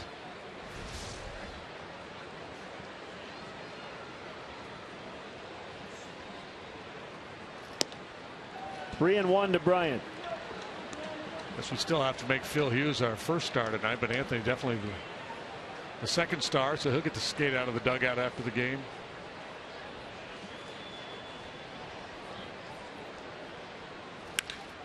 Line shot left field, and that's how the game will end as Escobar makes the running grab to retire Chris Bryant. The final score from Target Field, the Twins